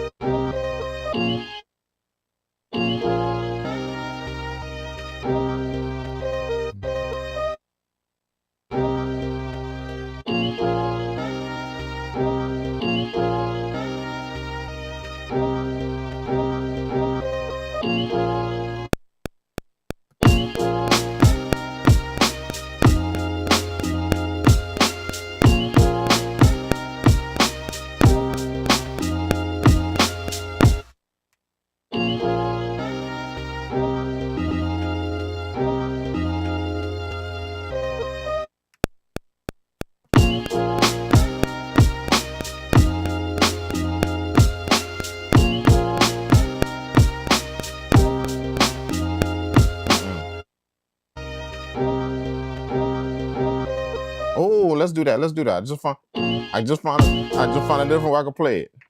Yeah.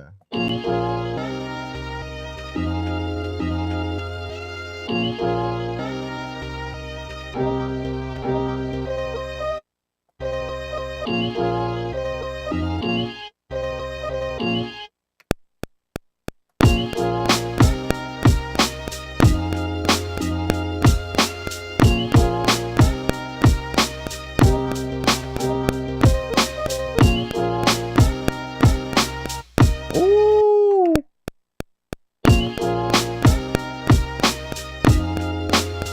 Mm-mm.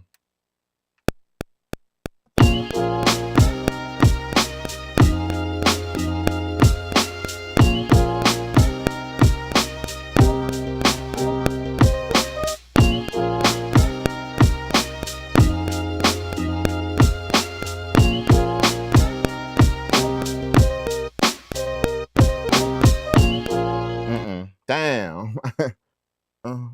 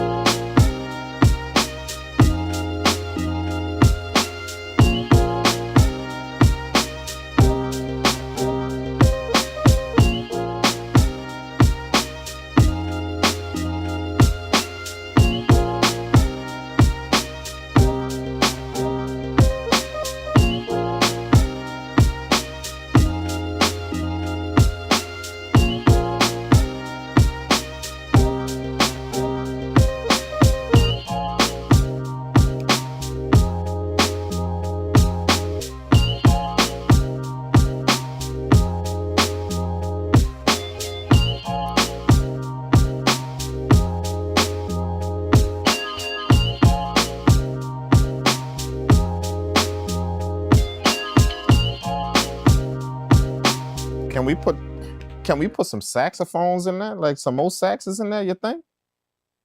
Can we see if we could do that? Shit, that'll be cool.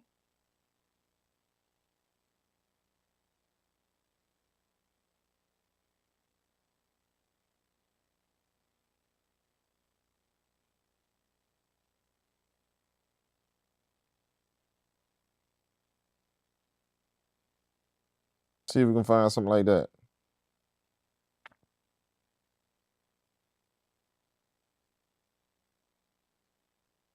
I think that was in G minor, I believe. I think.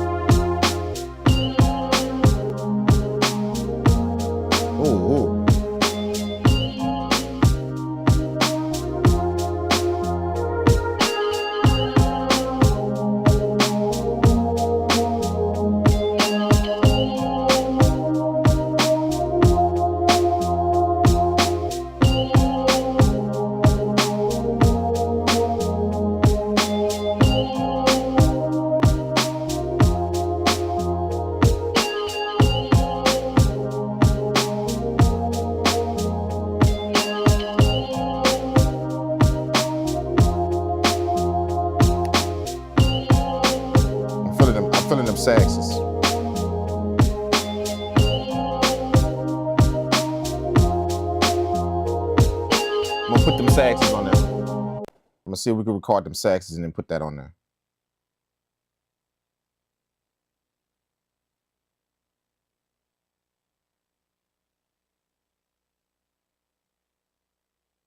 This right here.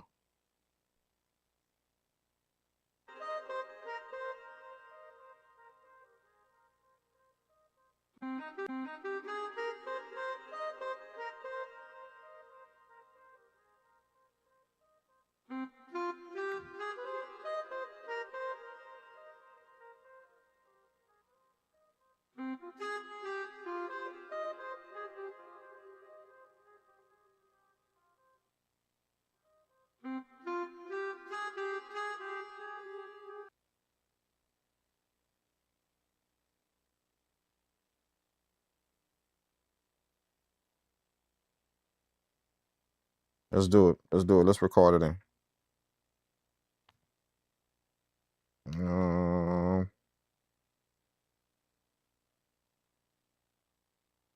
Let's call it sax. Let's call it S-A-X sax S. Enter. On.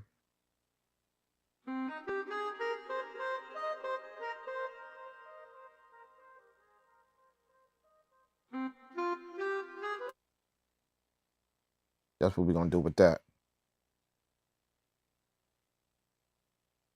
All right, let's mess with that. Let's mess with that.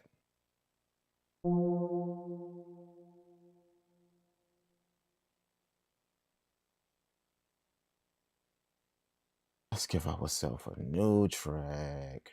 MIDI. Let's do MPC A. Bam, bam, bam. We're gonna put that on. It's gonna have to be on 1 for now. That way I could trigger it. We're gonna have to be on 1 for now. Then put that back on C major, chromatic, and then go back up to 3. Yep.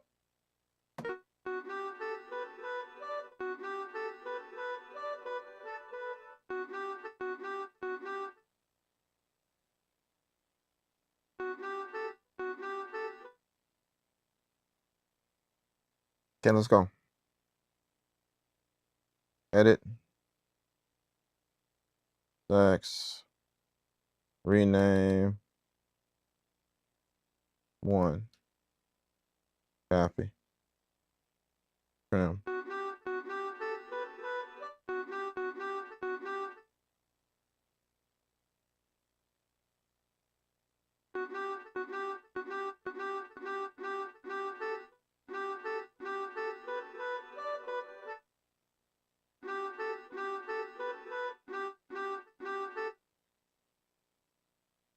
Ooh, we got to get some chops from this one, boy. We got to, bro. They got a few we gonna get.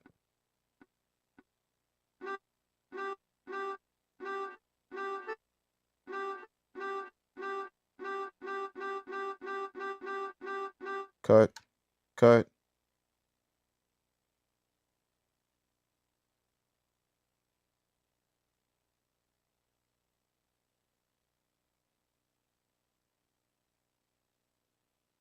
Rename 2. Copy.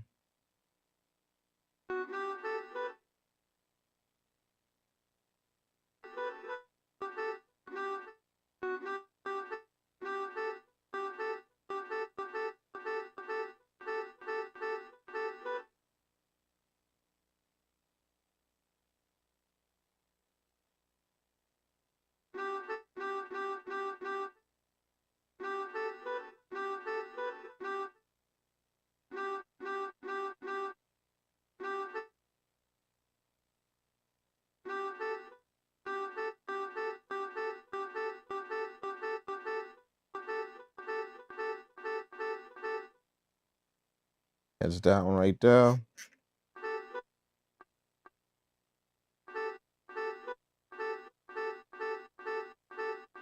So I got 2 of them. Cut. Cut. Select. Bam, bam. Rename.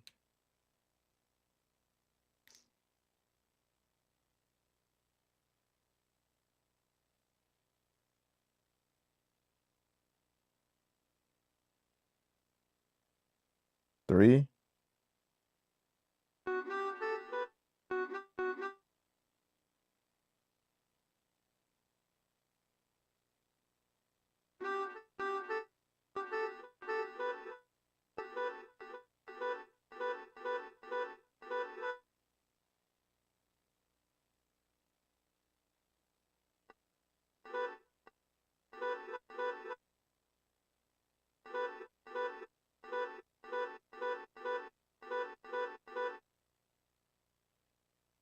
Got it. Got it. Rename. 4. Okay. Copy. We want.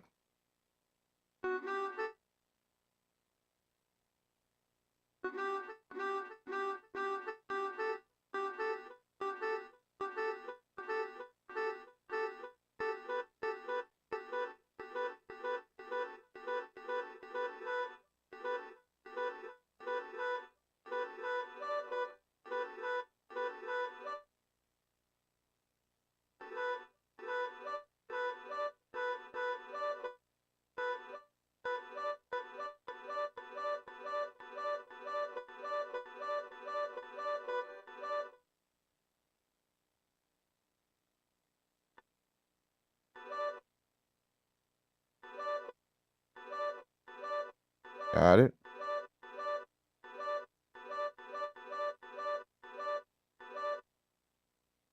Got it. Bam.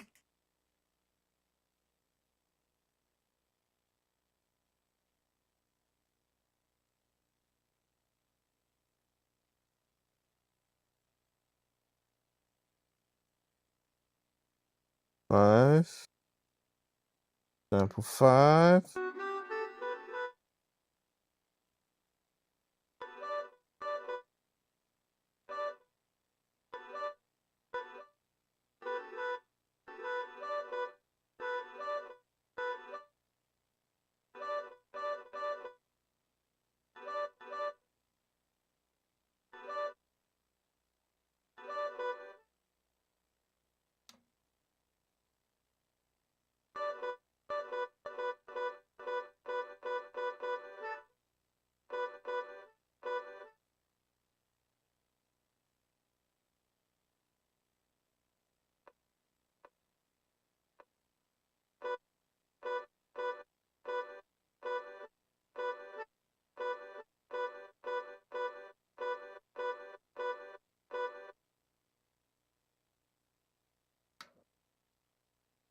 Six.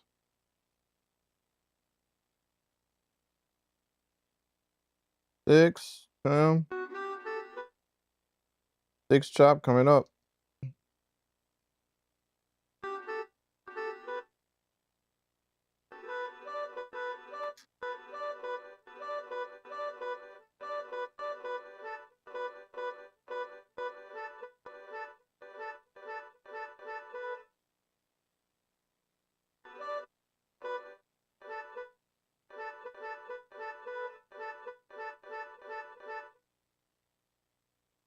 Got it.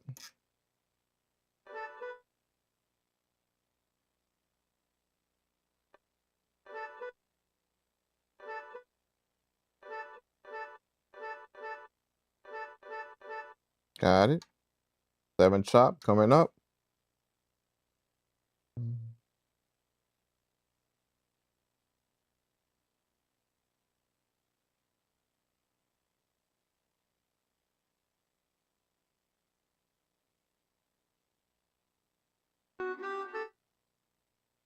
Mm-hmm.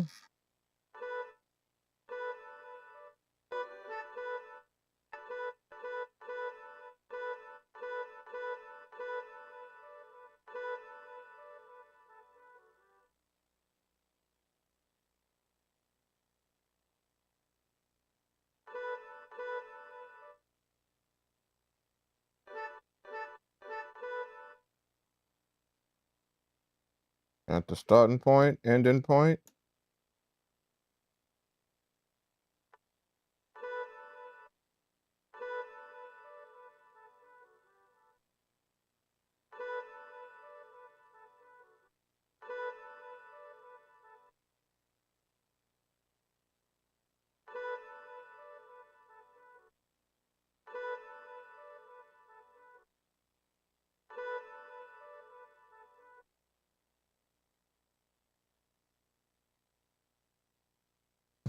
Bam! I got 7 chops. Seven chops. 7 chops.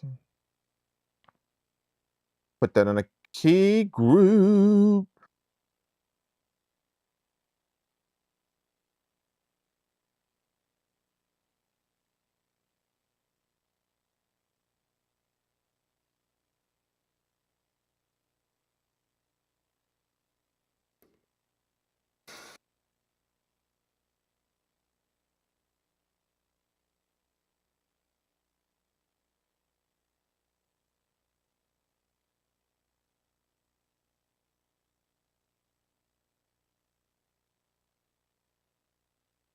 Text S.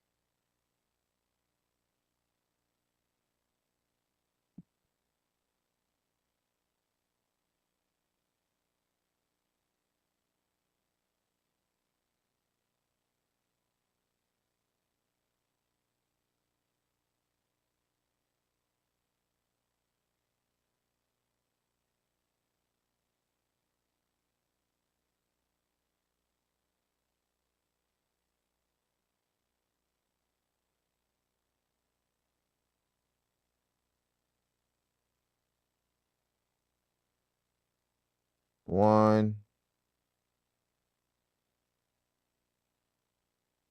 Text 2.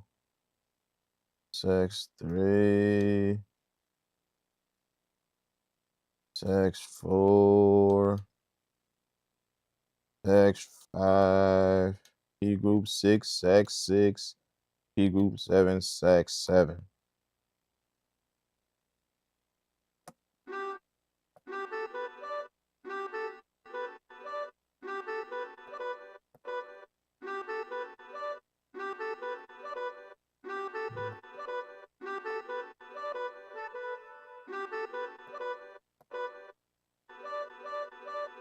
Oh, I need to cut some off of that 4. Let's go back to sample. Let's find 4, sax 4, edit, trim. We need to cut some more off of that beginning part. Let's do that real quick. Yeah, see, like that.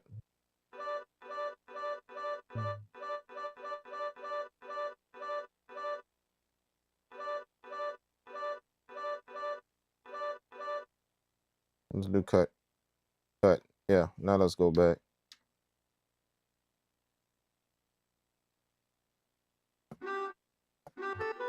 Yeah. Yeah.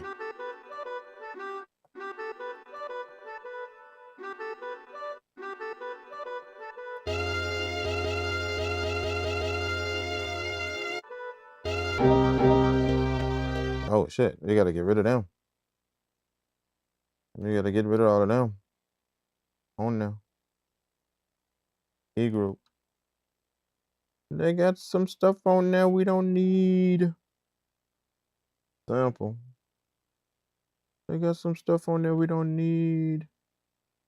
Oh no, key group. I could just get rid of and just do this down to 7. So 7, right? 7. Bam. There we go.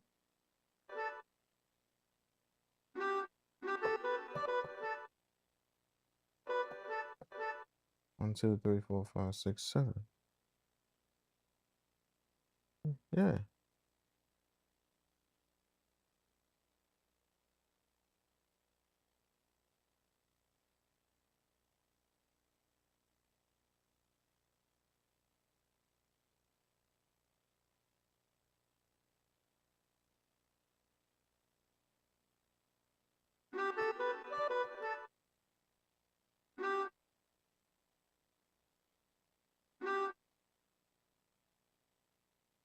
F3.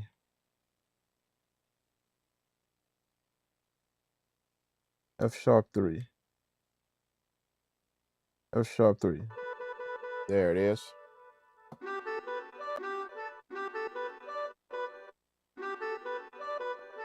There it is.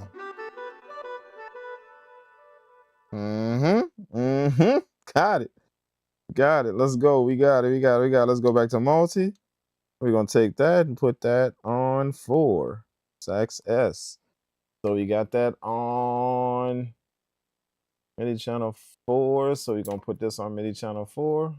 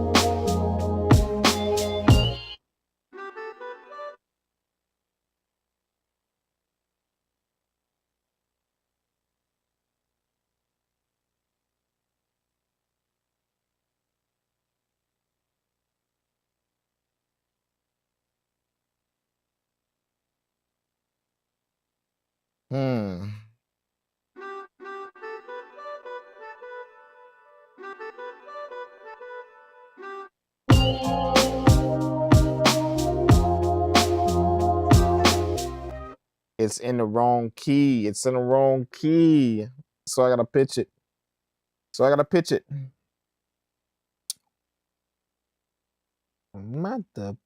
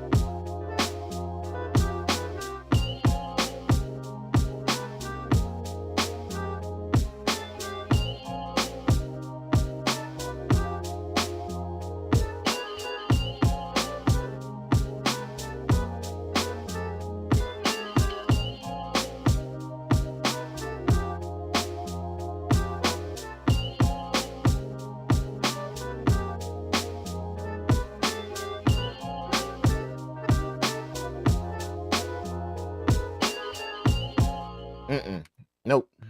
Not gonna work. Not gonna work. Not gonna work. Not gonna work. Let's get rid of that. Let's get rid of that. Let's get rid of that. Let's get rid of that. Let's get rid of that. Let's get rid of that. Let's get rid of that. Delete.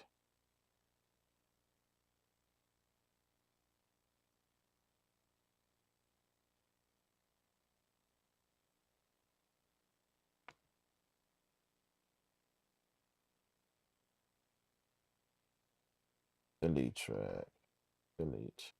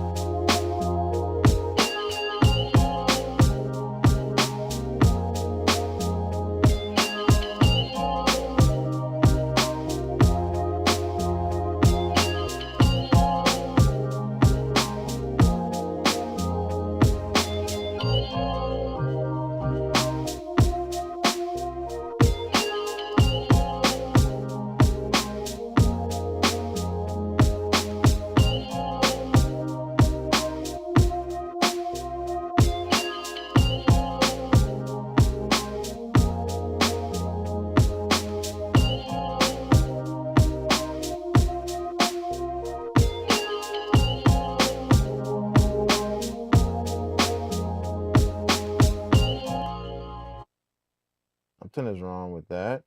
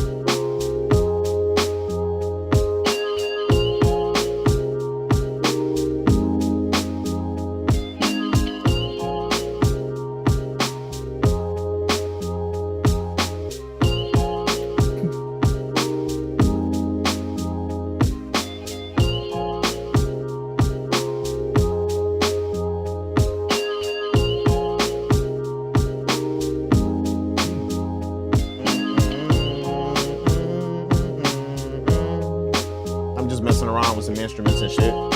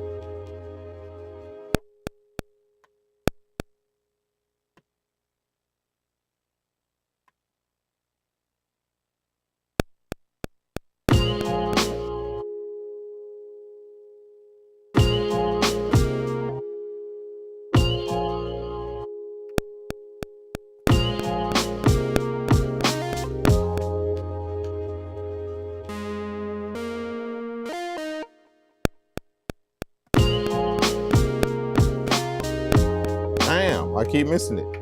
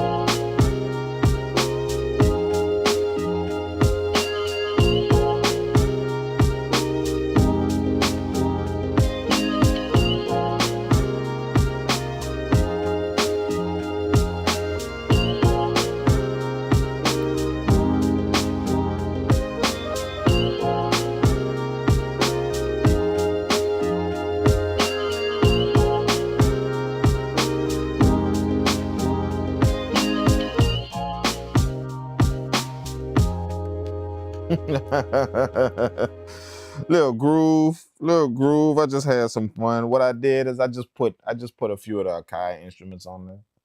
You know, they don't really give you that. I don't really have much to choose from, man. So like don't expect nothing too crazy.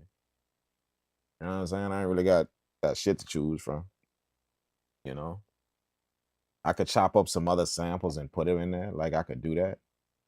Just record them through the MPC right here, and chop up some other shit and make it sound hot. You know, I could do that.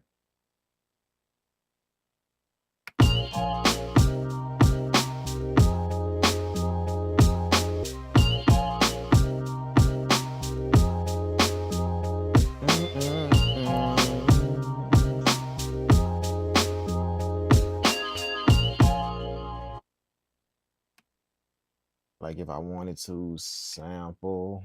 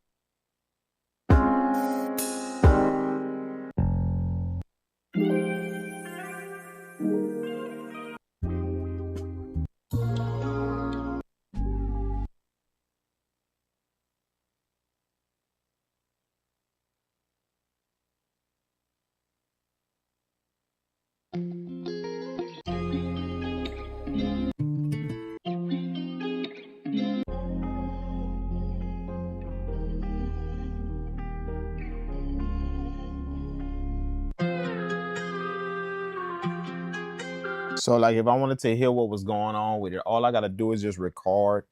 Like watch. Let me show y'all real quick. Watch. I could just record this piece right here. Let me go back to multi.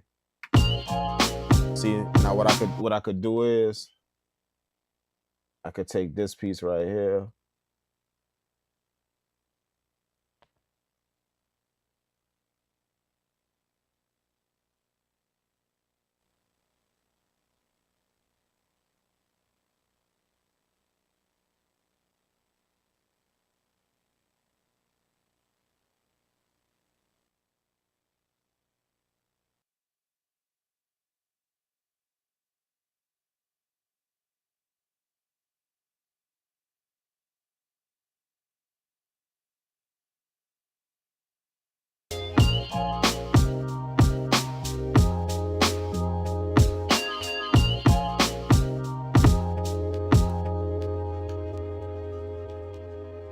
Yeah, I could do this like this.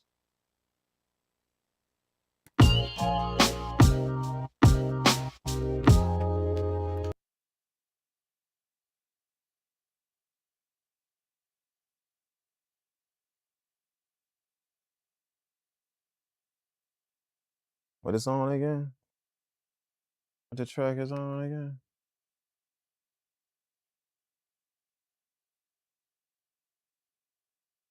186. Let's put that on 186.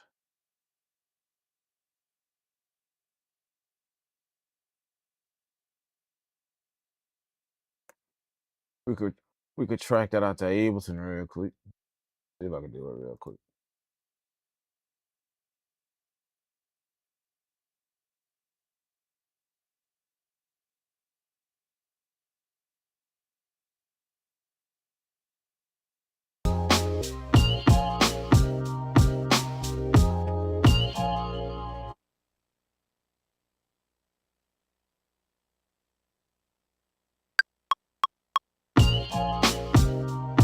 See, I could track it out to Ableton real quick.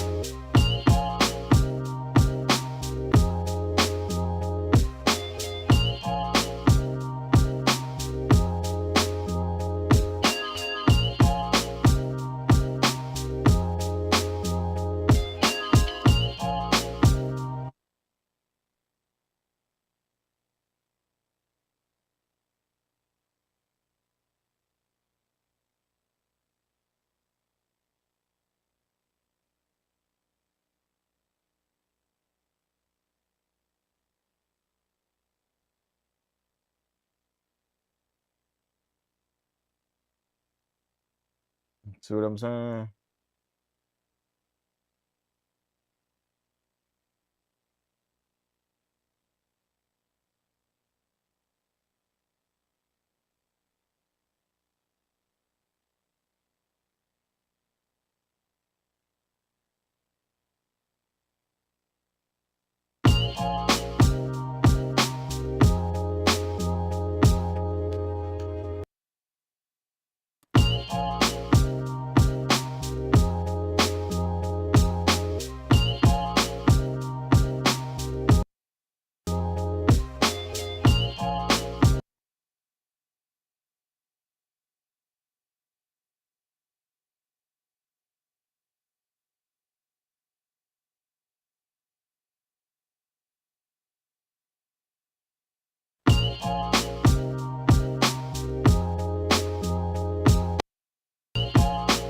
See, now that's Ableton right there. See what I'm saying?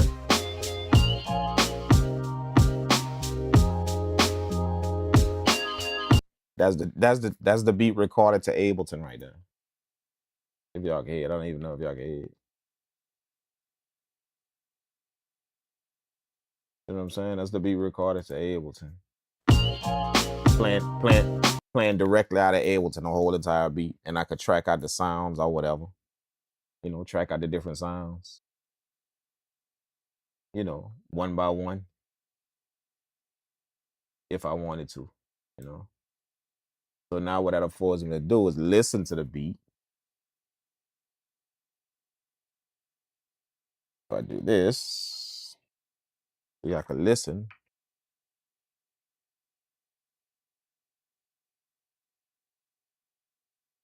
See? I can listen to the beat and then play some other samples. See, like this.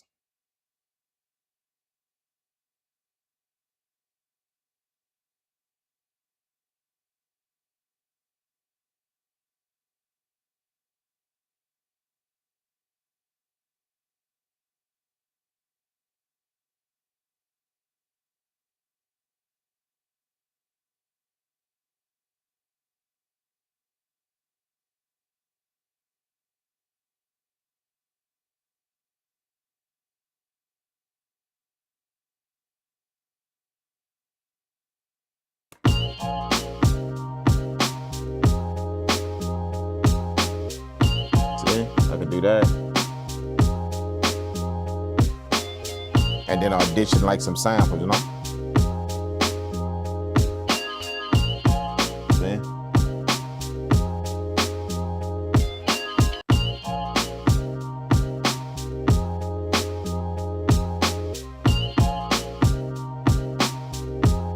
See?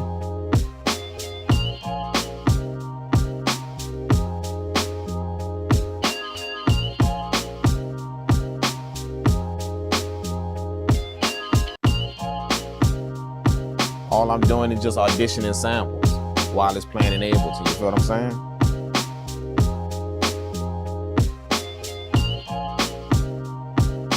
See, if I wanted to chop something else up, I could hear how it sounds before I grab it.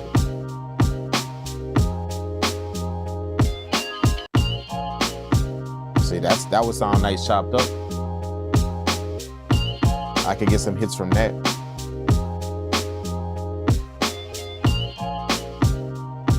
Let me see if I got some vocals I could grab.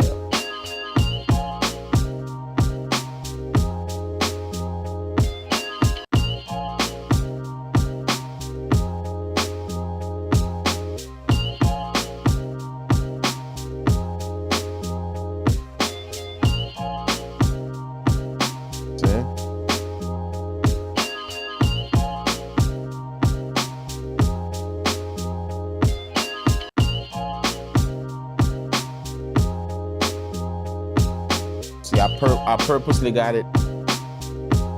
I purposely got it playing low in Ableton, so when I play through the audition the samples through the MPC right here or through here, when I audition the samples, say I got it on record.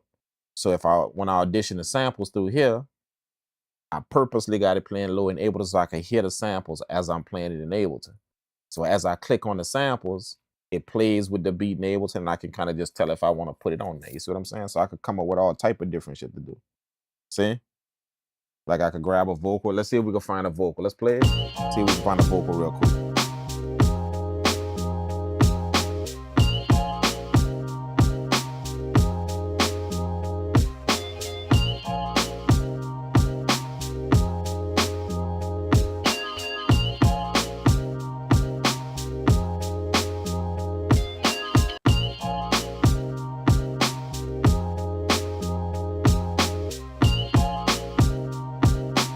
See, that's cool.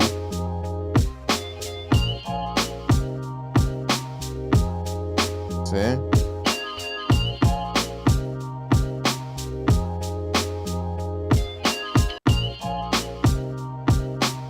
See, so if I like it, see, all I gotta do,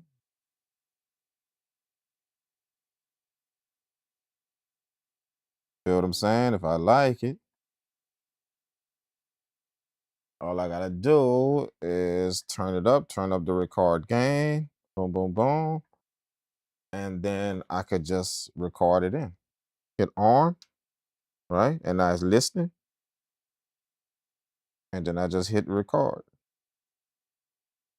See, it's recording the vocal in.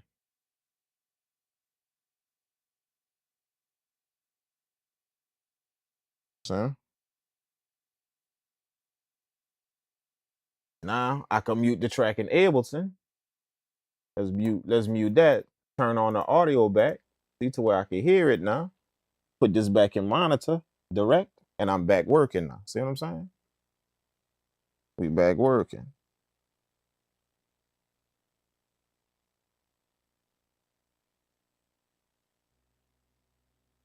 Let's go. Let's go. Let's give ourselves another track, another new MIDI track.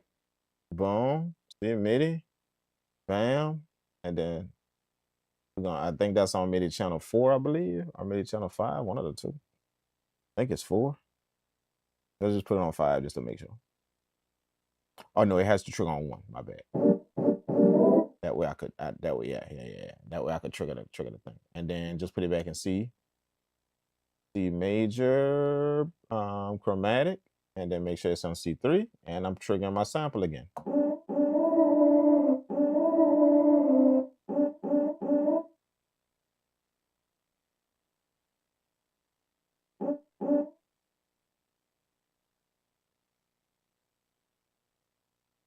Oh shit! I recorded over my sax 7 part. That's why it's pitched down. So I just recorded over my sax 7 part. Sax 7. I keep you always got to give it a new name, or it's gonna record right the hell over it, bro.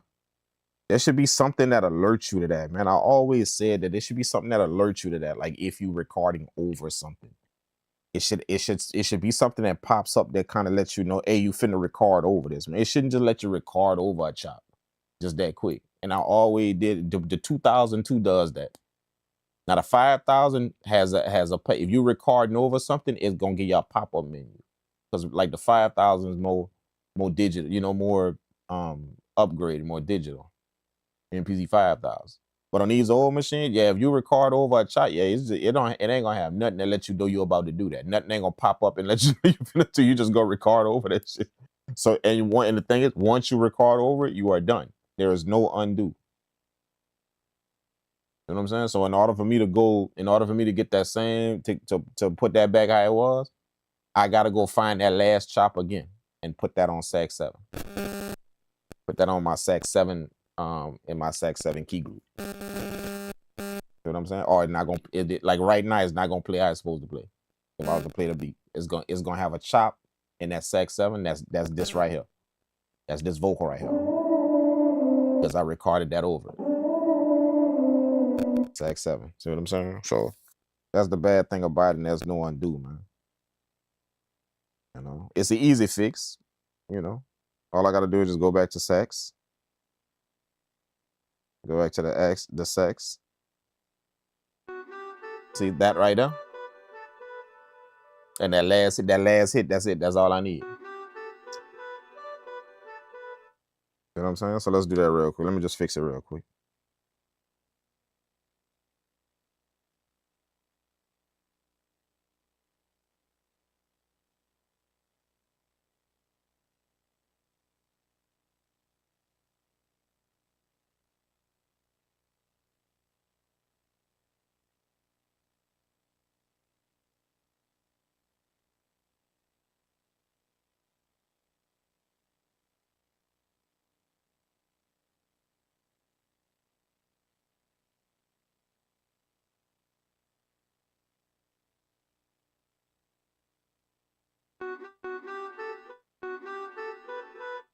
So all I would do is just go down here to 39, sax 7, and I will call that sax 7, which is going to tell me that's already done.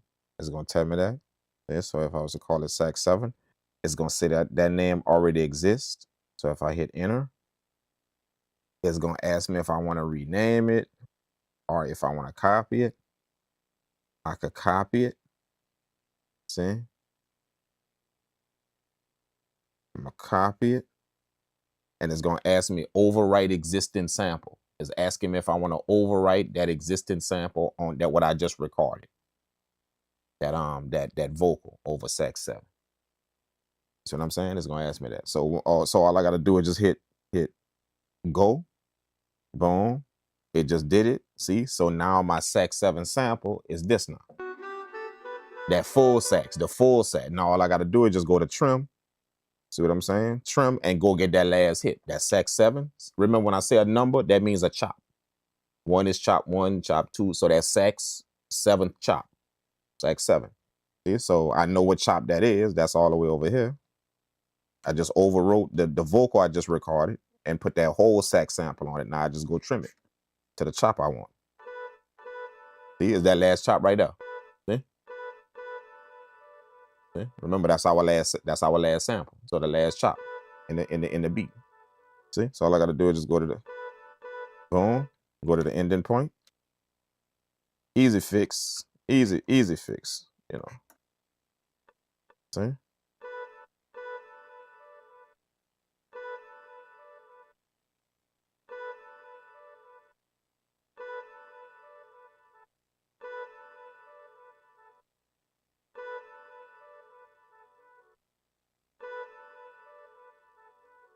See?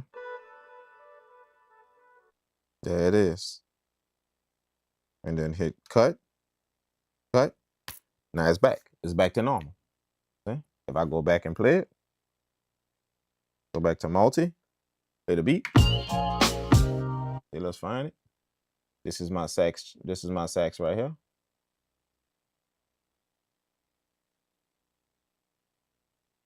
Oh, I didn't even use this. You remember? I was chopping it up, but I didn't even use it. My bad. So it don't even matter. I didn't even use it. I chopped up the sax, but didn't even. I decided. You remember? I chopped it up and decided not to use it. So it's not even in the beat. My bad. I did all of that for nothing. I thought I put the sax in there. You remember? I chopped it up and was like, nah, I ain't gonna put the sax in. I'm not gonna put the extra sax in. Yeah. So it's not even in the beat. It's not even. It's just some extra samples I got. Yeah. It's not even in the beat, but I fixed it nonetheless though. So we good. Yeah, I didn't even put it in there.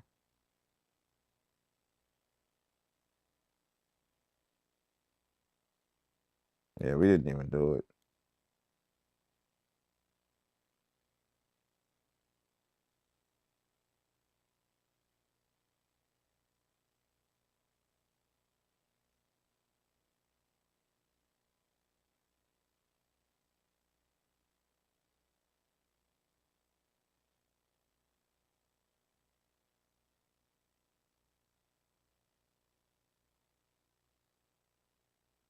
Yeah. So we good. We good.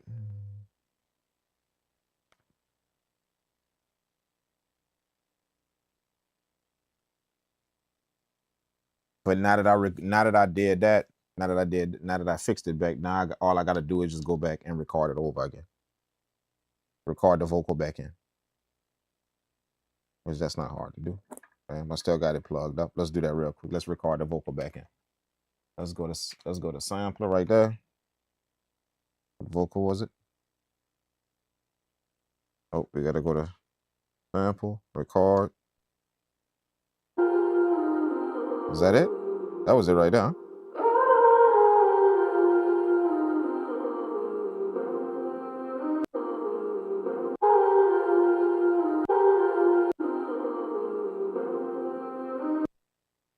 I think that was it.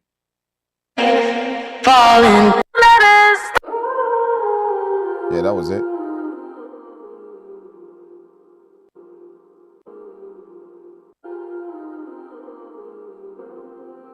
All right. So all I gotta do is just make sure when I just gotta relabel it, make sure I don't do that shit again. So hit name, and then let's call it Vox.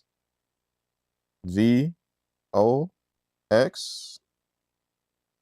Vox. Yeah. And then I'm gonna record 8 seconds. Let's arm it. And then let's go on and play it. So that's all we need right now. That's it. And now we got a new sample to work with. Let's go. Whole new sample to work with.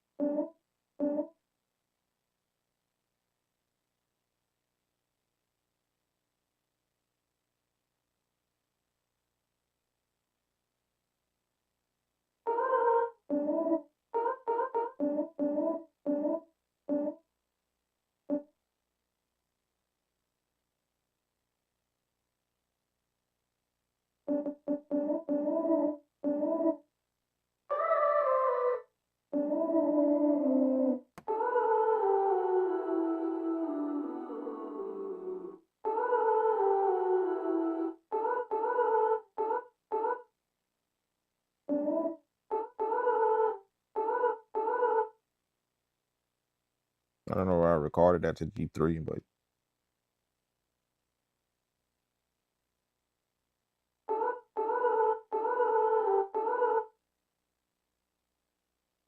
there you go. Now we got the Vox. So if I want to chop it up, go to edit. Okay, and I start chopping it up. Bam. We want Vox 1. Put a 1 at the end of that.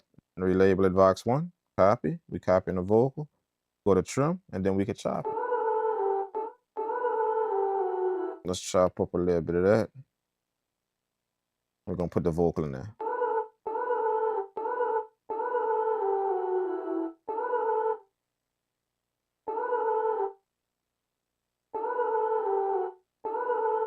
So I want this right here.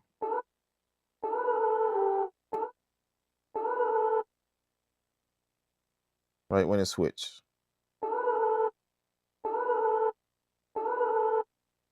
There we go. See if I can get a little bit more out of that.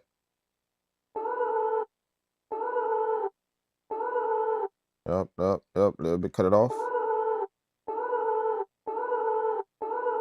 Cut off the ending.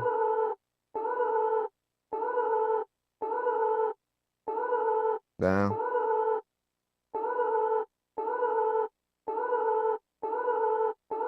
There you go. Cut.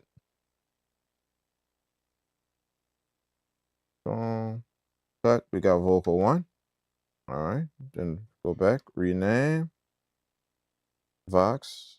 Put a 2 at the end of that. This is going to be vocal chop 2. Copy.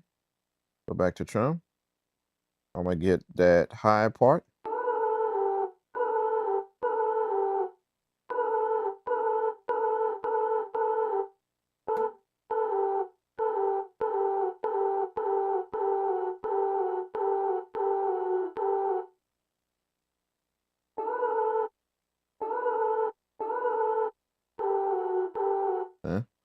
I'm going to go like that. Remember, you could always go back when you're chopping your next piece. You can always go back up to the top of the screen and click back on your last sample you just recorded if you want to hear it in succession with each other. So I want to hear that sample I just chopped. I go back up to the top of the screen and put it back on Vox 1 and audition it. See, that's the first one I just chopped. See? That's my first chop. Now I can play this, hurry up and turn the wheel, and then play my next chop. The chop that I'm chopping right now to see how it'll fall. So I can play it. See, that's how it's gonna sound. That's the next chop that I'm chopping right now. Chop 2. See? So I can play the first one, hurry up, turn the wheel, play the second. So check it out. That's how it's gonna sound. See? If you want to just hear your chops in succession with each other, just turn it real fast and trigger it. That way you know how it's gonna sound. See? So I want to break that chop up right there.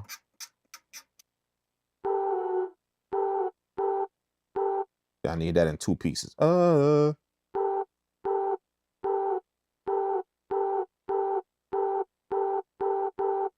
See? Cut, select, then go to vocal 1, rename, call that 3, and 3, Vox 3, copy it, hit trim, and then I'm gonna catch that second piece.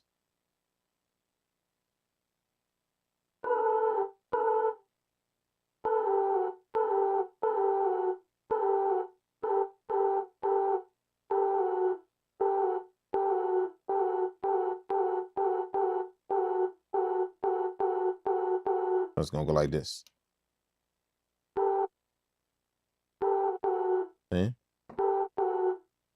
Chop 2, chop 3.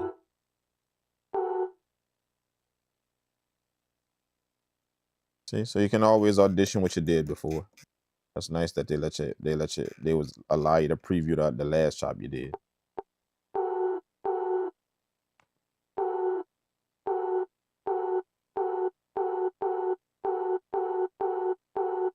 Cut, got it. Right to that. Vox 4, rename. Put a 4 at the end of that. 4, copy, Boom. Boom. Let's go get that next piece. So this is our last one. Okay, we on 4 now. Let's go get that next piece.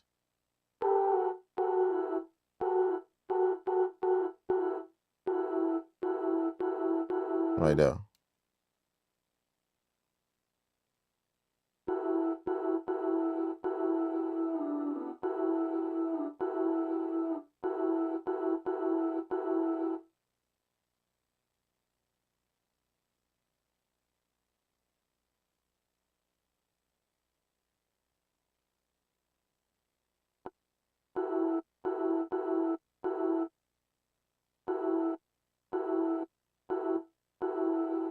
I'm gonna do it till it change. It changes somewhere right here. There it is. See how it's changing? There it is, right there. Let's cut that off.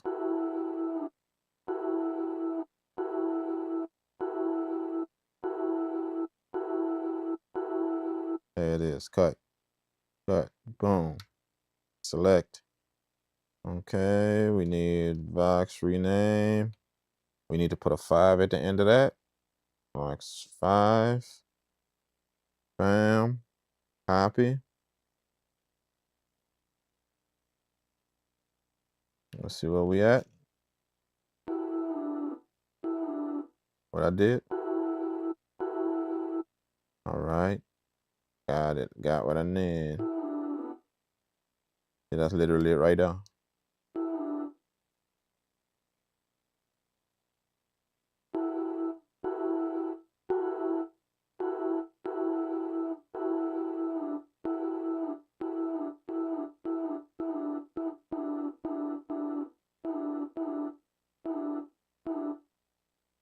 Man, I finally watched the He-Man movie today, bro. That shit was crazy.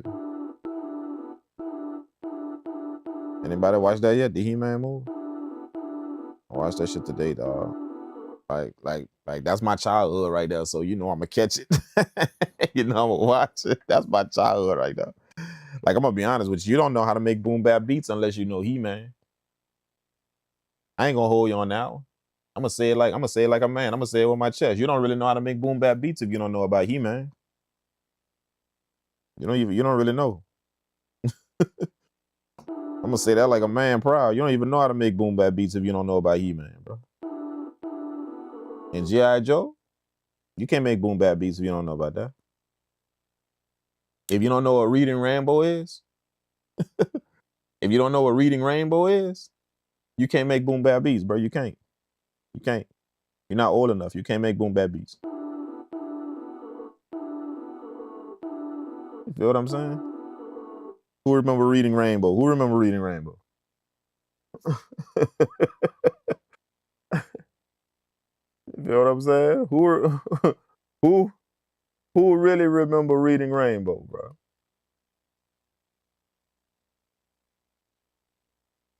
Reading Rainbow had one of the most coldest theme songs in the history of TV shows. Reading Rainbow had one of the most coldest songs, theme songs, opening songs in TV history. No cap. If not one of the best, arguably the best opening theme song. If you don't know what I'm talking about, go Google Reading Rainbow and listen to that song. Guarantee you start jamming to it.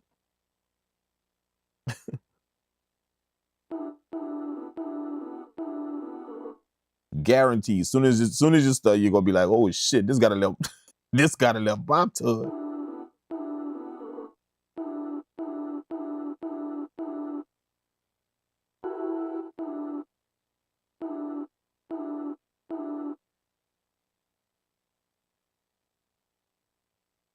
Arguably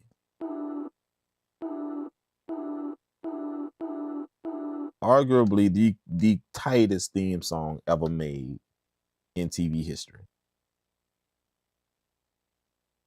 We got one more piece to catch. I think one more piece to catch. If not one more, 2 more. 6.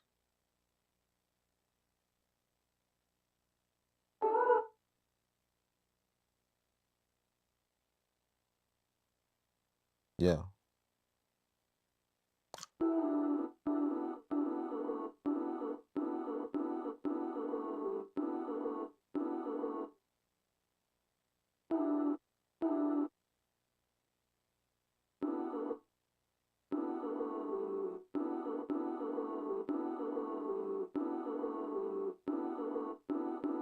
Yep, let's get that.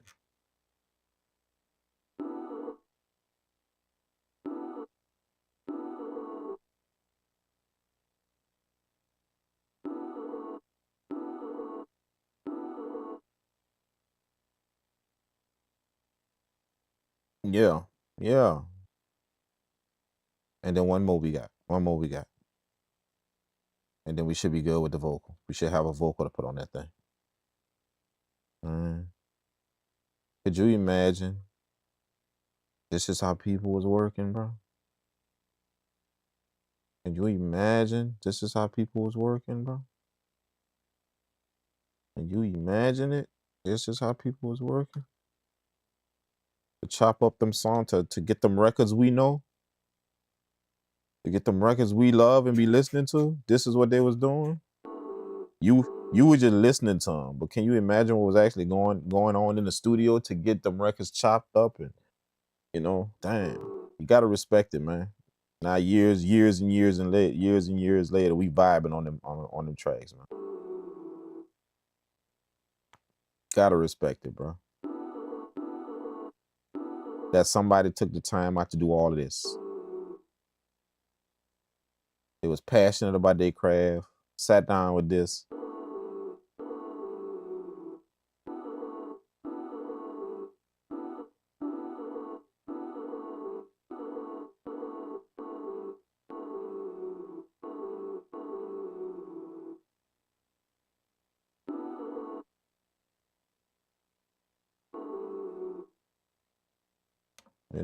They was passionate enough about their craft to sit down and do this. You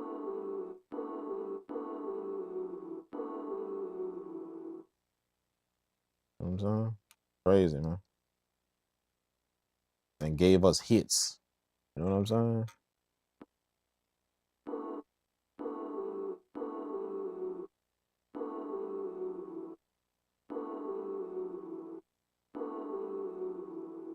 That's it. Boom. We got our pieces, right? All right. So let's go to our programs. Let's go to our key groups. Bam.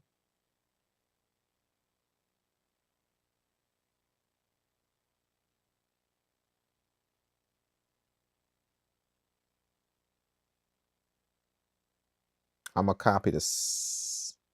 Nah, you know what? I didn't use the sax. I didn't use it. So we can call that Vox. We can relabel that. We can relabel that Vox, can we? Yeah, relabel that program Vox. Let's do that. Let's do that.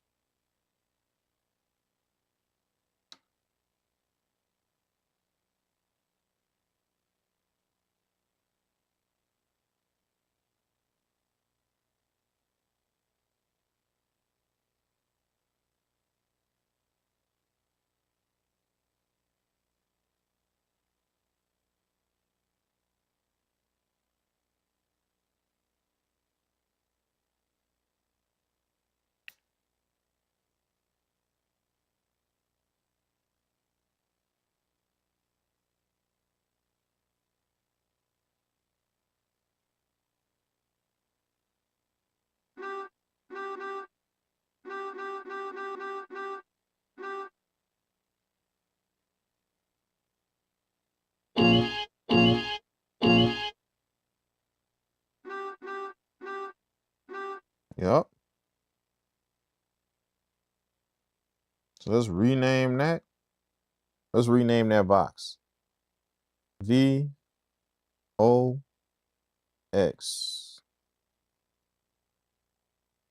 We're gonna call that Vox P for program. Enter. Rename. It is now called Vox P. Let's go back to key group, right?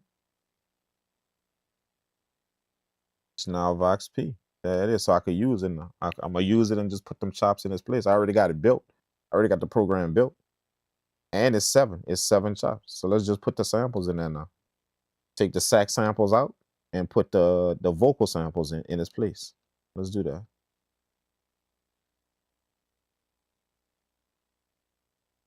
Should be easy enough. See? Vocal 1. Key group 2. Vocal 2. Key group 3. Vocal 3. See? Key group 4. Vocal 4. Key group 5. Vocal 5. Key group 6. Vocal 6. Key group 7. Vocal 7. And I think that's all we got, right? We don't have no 8. Yep, we don't have no 8. We good. There it is. All right. Now let's go back to multi. And instead of sax right there, we're going to put vocal in its place. There it is. Bam. And that's on MIDI channel 4, right? So MIDI channel 4, we see 3. Oh, shit, we should be there.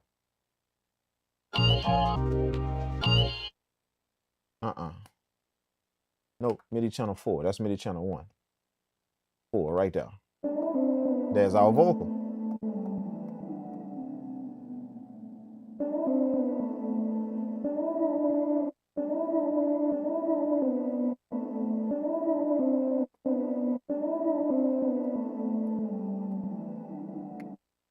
Ooh, throw them on.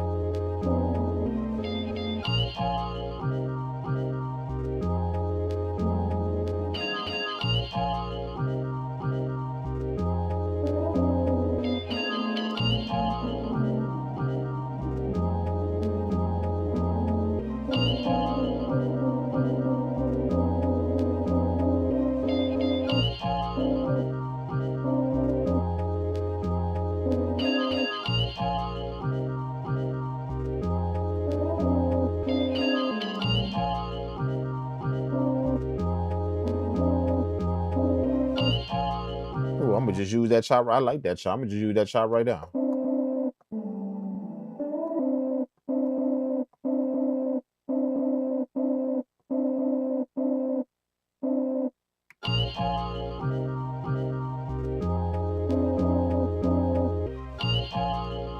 How often do you save? If you had a power outage right now, what you have in Ableton would probably be good, but your samples and programs would be gone. Yeah, yeah. If the power was to go out right now, right here, yeah, in this little thing right here, yes. But if I was on my rack, no. If the power was to go out, then this would still be on. This machine, the MPC would still be on. This would still be on. Both of them would still be on. If I was in, if it was properly in my rack, like where it's gonna be. You know what I'm saying? Like my other like for the setup, y'all, in my studio. Like I'm still in my studio. I'm in my studio right now, but I'm just in the back. Like my studio is up, you know, like where y'all see me at, that's up there. I'm just in the back with a couch, you know, like when y'all see me on the camera, the couch in the back, all the way in the back, in the background, that's where I'm at right now. I'm sitting on the couch right now. So in front of me right now is all of my gear. So I got this MPCX, and then I got the MPCX that I cook up on, that y'all see me cooking up on when I'm doing my thing up there on my other stream.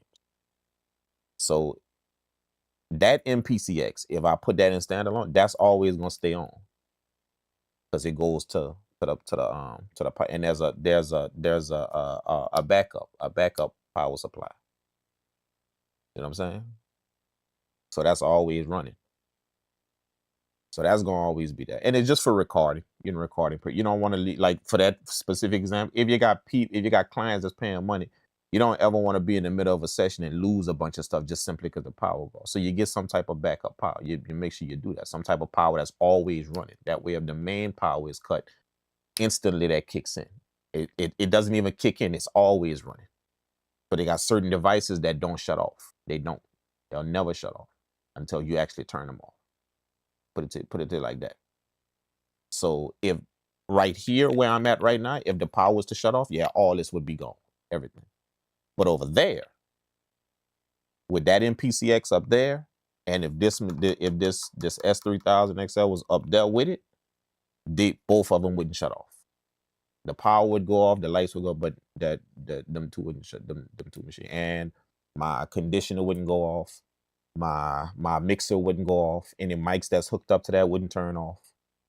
The phantom power on the mic, see, all of that would keep running. See what I'm saying? So just imagine if I was recording somebody now, you know, which very rarely I do that. Very rare. In here, we record in the front studio.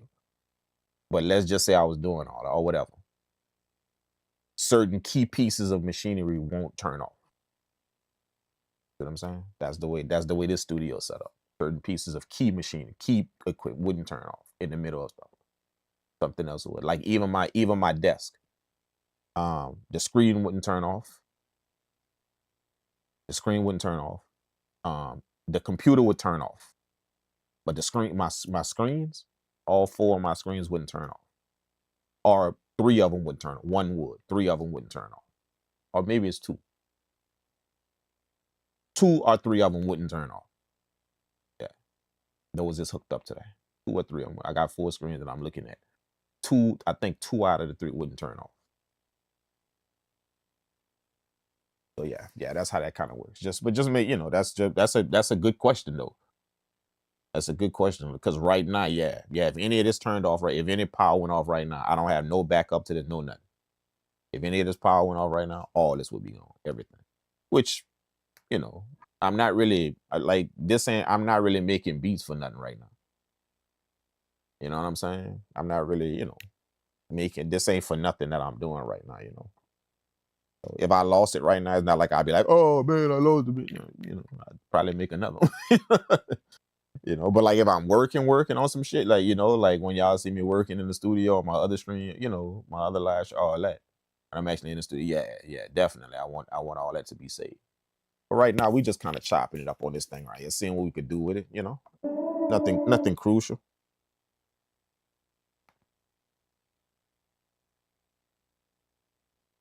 You know.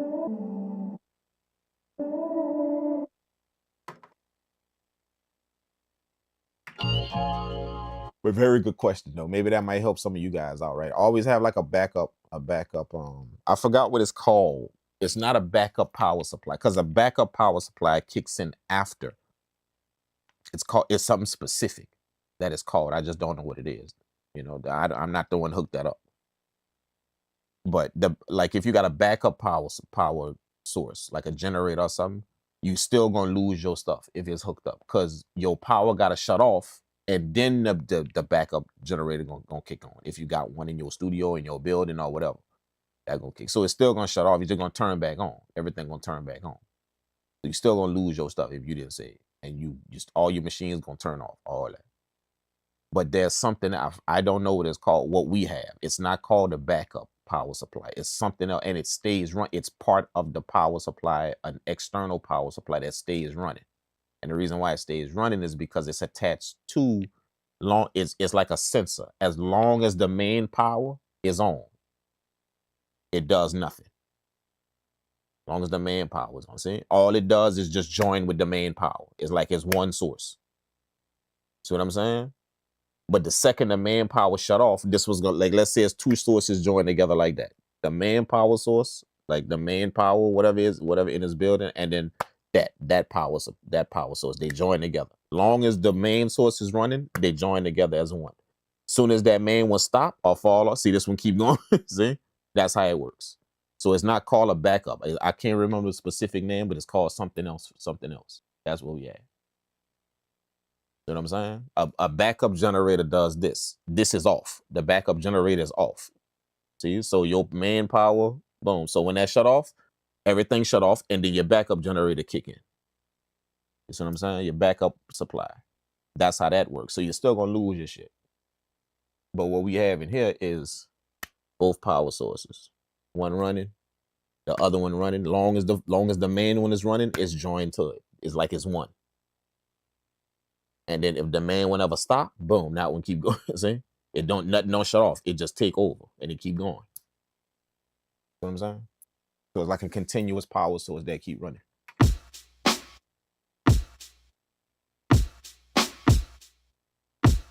And then they have notices when they call it cycling the power, when they cycle the power.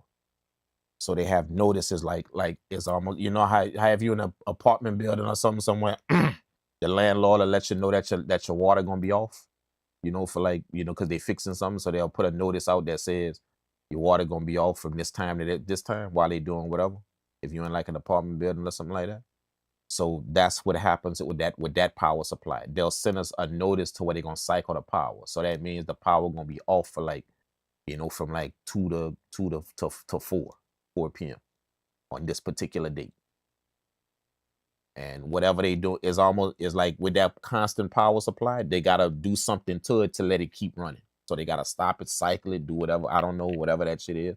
And it just take a little while and then it keep running. So just from that 2 to 4, you're not gonna have that power. So, but after that, you're good. And they do it probably like once every month or something, or every other, you know, once every few weeks or something. You get a notice that say, you know, whatever going, and it's just a little email they send that says it's gonna be off from whatever to whatever. But it don't really matter because just like you never notice it from 2 to 4 or whatever. We just using the main power. You never even notice it all. But they it's something called cycle of power. I don't know nothing about all that. I'm just telling you the shit that I read and the stuff they explained to me long time ago. You know. So they do something like, I don't know what that is. Maybe y'all could tell me what that is. I don't know. It's something called cycle of power. I don't know what that is. What that means? The cycle of power. You know. But I know it got something to do with, you know, if you want that thing to keep running, it got to do something. So it got to shut off so it could do it, and then it keep running after that.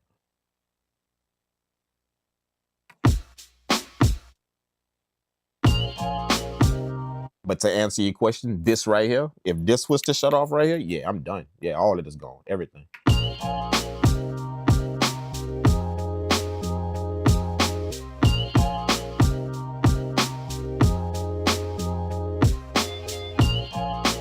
I guess we could save it now. I guess we could, right?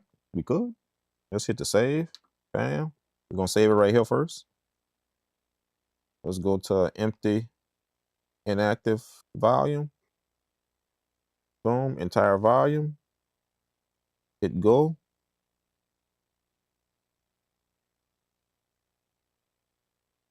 Bam. It's saving. An inactive volume, saving everything. Saving samples. That's a lot of samples, man.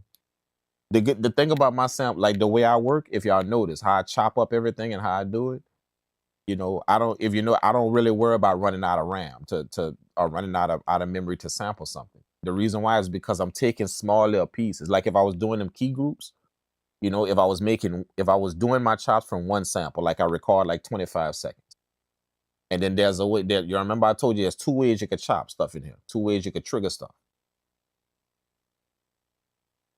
The first way that I started doing it was the first way I learned. I'm not doing it that way no more. I stopped doing it that way. because somebody showed me this new way years ago when I had this. They showed me a new way on how to do it. So I stopped doing it but the first way I learned how to do it is you record one sample. You record it. So 25 seconds or whatever you want, or whatever, however many seconds or whatever you want. And then you set it to where the key groups you have is triggering parts of that. It's triggering parts of it. So it's the same, it's always the same sample, always the same one. It's just triggering, this key group is triggering this part. This key group is triggering that part. So you got one sample with triggers in it. Kind of like how we do on these machines right here, these new machines. You record one sample, and then when you hit the pads, it's triggering certain sections of that sample that you chopped up. But it's the same sample. You can do that in here with key groups. You make the key groups trigger that. It's one sample.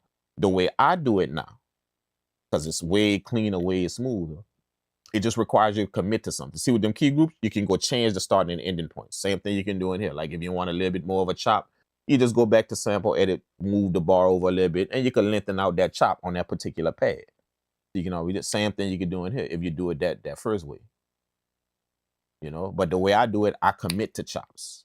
Like I didn't got so good with machines like this to where once I pick out a chop, that's what I want. See, I'm not worrying about if I want to change it later on. So I commit to a chop. So the way I do it now is I just keep duplicating that 20-something seconds over again. And then I get the chop I want. Then I duplicate it over again, get the chop I want. See? So I end up with one sample and a bunch of little small chops and a bunch of little small samples, just little hits and little small hits. See? So if you notice my workflow, all of my projects all of my projects in here will have the sample name, and then it's gonna have whatever that name is, 1, whatever that name is, 2, whatever, that's the chops, however many chops it got. That's my work, that's all of my beats. Anything I create here is gonna follow that specific pattern. You're gonna see the name of the, so let's say saxophone sample. So it's gonna say sax S, the sax sample. Then after that, you're gonna see sax S1. That's the first chop. Sax S2, that's the second chop. Sax S3, third chop. Sax S4, fourth chop. See? All of that. Versus doing it the first way, where that sax sample, you just let your key groups trigger different pieces of that. Now, that's what anybody would go to, simply because, oh man, I could go back and, lengthen my pieces if I want. I could go back and do it if I want. Just move the starting and end points, and it's going to trigger a little bit more or a little bit less. So see, the average person would run to that, would go to that first, absolutely, because that resembles the way you work in these machines. You have one sample, and then you trigger different parts of that sample. But like I said, the way I do it, if you notice, like the workflow, that takes a minute to set that up. But you got to get your chart, then you got to go form all the key groups, then you got to make them trigger them different pieces. So you got to go lift in the piece, and then you got to go make this one starting to end. Then this one starting to end. You see, it's tedious. It's easy to do, but it's just tedious. But if you notice the way I do it, I run through them chops, just renaming it. Boom, well, go get my chop. Then copy the sample over again, rename it to whatever, put a number at the end, whatever chop it is, whatever chop number that is at the end, chop 3 or chop 4, put that at the end, and then boom, trim the piece I want. Cut everything else from the side, from the front and the back. Cut everything else, get my little piece I want. Then duplicate the original one over again, label that something, call it chop 6, whatever sax sample 6, that's gonna be my 6th chop. Go trim out the piece I want. But that's destructive though. They call that destructive editing. Destructive editing is when you done. Like once you do it, that's it. That's the chop you got. See?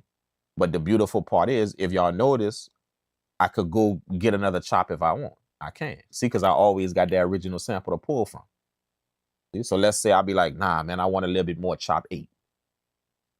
See? All I do is just go back to the original sample, go get what I want, and call that chop 8. See, sax S8. That would be my 8 chop now. See, so I could still switch out whatever chop I want. I always have the original sample I recorded to go pull from. Always, it's always there. You know what I'm saying? So that's the workflow I adopt, and it's way smoother, way smooth. You just gotta commit to what you want to do. Like some people, but when you get good at chopping and flipping, you commit. I'm not worried about what if I want to go. Nah, I'm gonna commit to the sound, to whatever it is, whatever chop I hear. I could already hear the sample sequence before I even start. Before I even when I'm chopping the pieces, I can hit a sample sequence out how I want to play it. That's why I'm going to get them specific pieces. I can hear how I want to play it just from listening to it. You know what I'm saying? So if your ears is that good and you could listen to a sample and pick up what you want to chop out of it and how you want it to go. I done this so much that I could do that to damn near anything you play for me. If I listen to it twice, I could already hear the chops in it I want, and I could already hear how I'm gonna flip it. I got two things in 2 ways. My mind lock into 2 ways how I'm gonna flip it. 2 different ways of how I'm gonna flip it. Soon as you play it from me, like you could play a sample right now from me, and without me touching nothing, I could listen to it and already know the pieces I want. I would listen to it maybe twice, maybe 3 times, and I already know the pieces I want and the way I'm gonna flip it with them pieces. 2 different ways I could flip it. And y'all remember what I told you? My workflow is for a sample, for any sample. When I figure them 2 ways I'm gonna flip it while I'm listening to it. That's my reserve. That's not the ones I'm gonna go to soon as we ready to flip it. That's just the reserve. That's like I know I could do it that way. So let's put that on the back burner for now, because I know I could get that done. See, so that's my reserve ways for flipping the sample. I got two in the bag. Now what I'm gonna do is once I actually got it on the pads, got it chopped up on, now I'm gonna try some other stuff out. Leave them 2 in the reserve. Let me try some other stuff out. See if I can flip it way tighter than them other 2.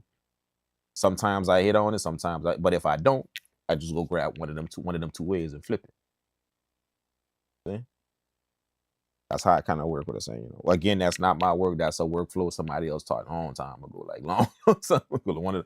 I think like the second dude that ever taught me how to flip samples, ever showed me how to do all this. That's what that's how he worked, and I kind of adopted that.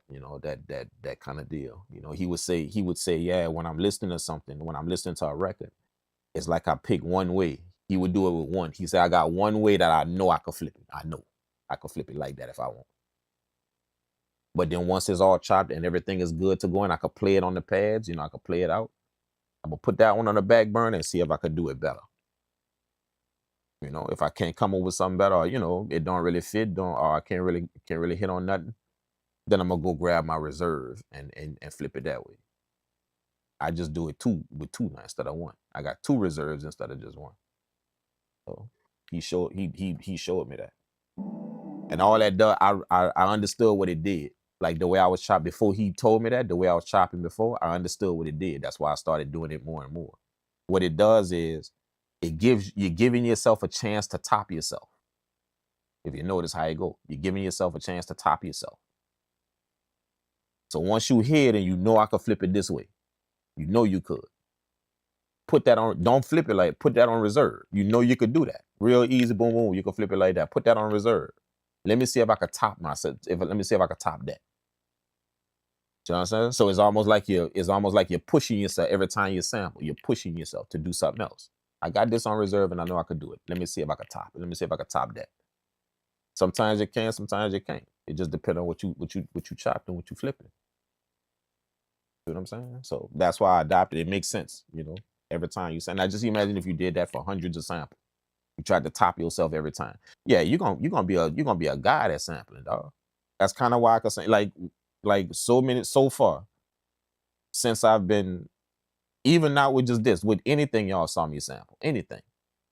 Like I've done it on live streams. I've done it right in front of y'all. Like how you think I'm always able to come? Like y'all have never seen me pull up a sample and be like, nah, I can't do nothing with that. See, never. How am I always able to come up with something? Always. Like whatever I'm saying, whatever I go grab, whatever I go, I can always come up with something that fit the beat. How am I able to do that? You see what I'm saying? That's that method right there. That's it. 2 I got locked. 2 I always got locked in the bank that I know, yep, I can flip it just like that. And then I'm gonna try and top that. Like that third way I'm gonna try. So when you see me hit the pads, just kind of, seeing the, I'm trying to top. I'm not trying to come up with a way to flip the sample. I already got 2 ways. I'm just trying to top that. When you see me just kind of hitting the pads and kind of listening to something and kind of figuring out a little something, that's me trying to top them 2 ways I got already. And if not, then I'll just lock into one. I'll pick one of the ways and be like, all right, let me just flip it like this. Let me just do it like this. You know what I'm saying?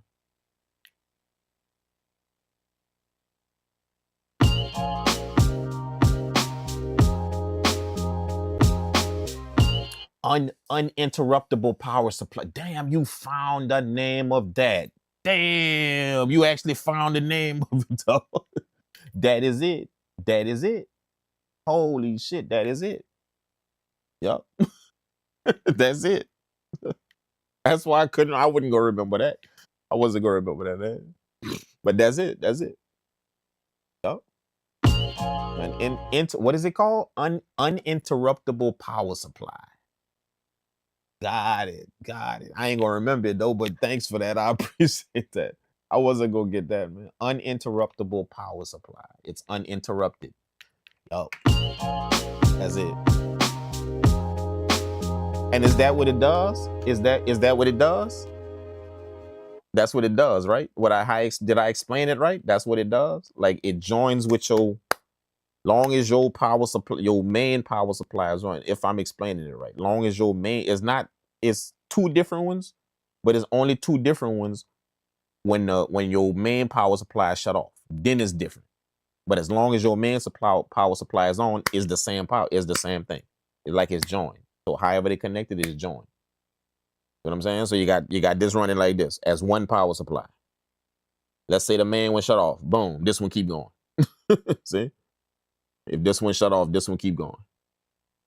You know what I'm saying?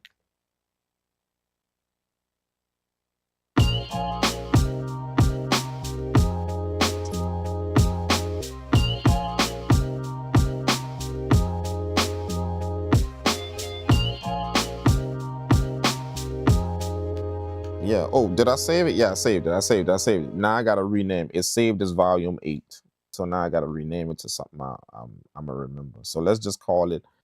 This is like a. Let me see.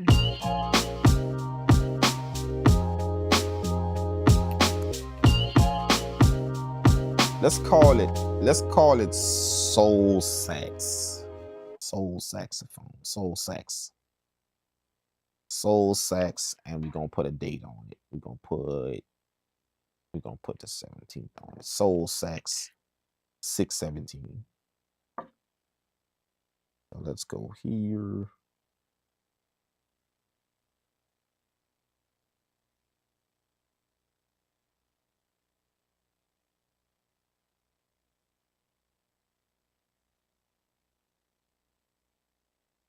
So we're gonna go to rename, hit name, new name. Let's call it SOUL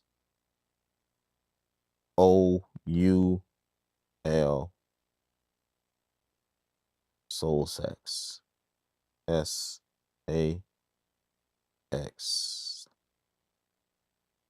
Oh, nope. Go back. S. Nope. That's V. S. You are S. S. A and X. There we go. Soul sax. And then we're gonna put 617. Number 617.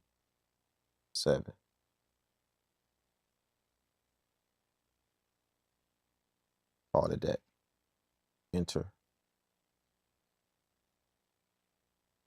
And then I think it's gonna ask me what do I want to change the volume, right? The volume name, right? Volume. There it is. Volume name. There it is. Boom. It's saved. Nice.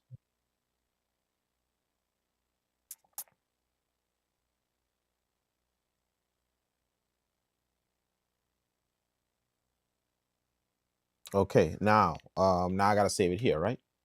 Which should be easy to do. Go to browse or go to menu, save, project, save, project as.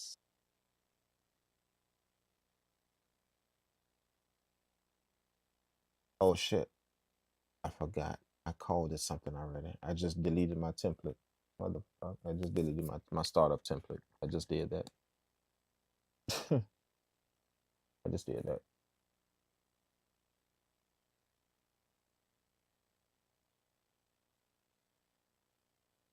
Let's call it the same thing. SOUL. So X 617. Boom.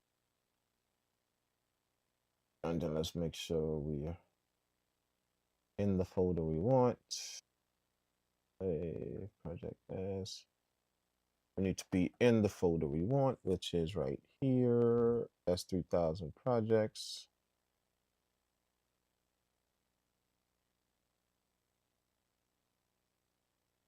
So sex 617. Bam. And then save. There we go. If I save the project as template,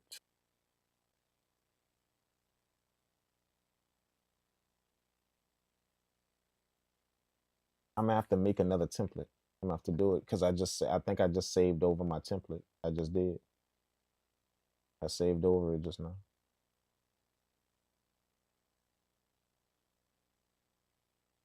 Yeah, I literally saved over it. Let me just see real quick. I got a template that I made for this machine right here in here. That way I don't have to redo the MIDI tracks and set them all up again. So I just did that. But I think I just erased it. Let me just see real quick. Template. And let me load it up. Let me just load it up.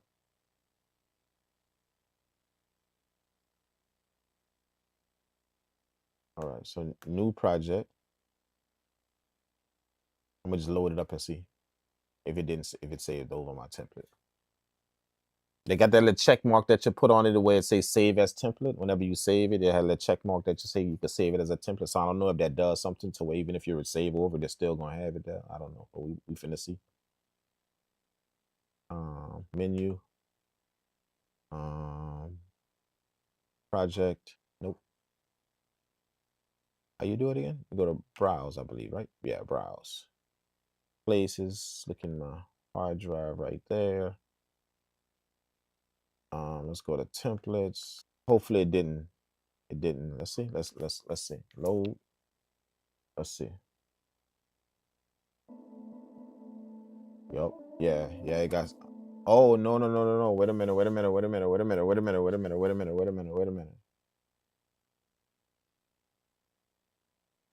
Yeah, it did do that. It put the plugins on all the plugins, everything, dude. So I got to make my template over again. I have to do it over again. Yeah, it put the plugins, everything. It put my plug. Yeah. I got to make my template over again. Yeah, I gotta make my template over again. Yeah, that's messed up. That's kind of messed up.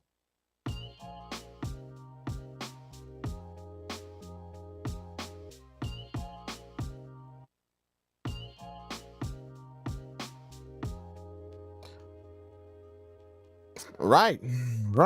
So let's do something else, man. Let's do something else. I feel like doing my thing tonight, man. Let's do something else. What can I hear? We're just gonna do something real quick. Sample something real quick. Get some more practicing on the machine.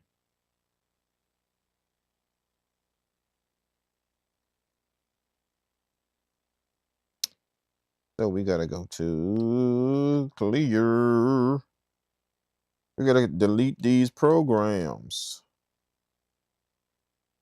So let's delete 4 programs. We want to delete all of them. Go. Delete 30 released samples. Yep. Delete all of those samples. Let's go back to our page right here. Sample page.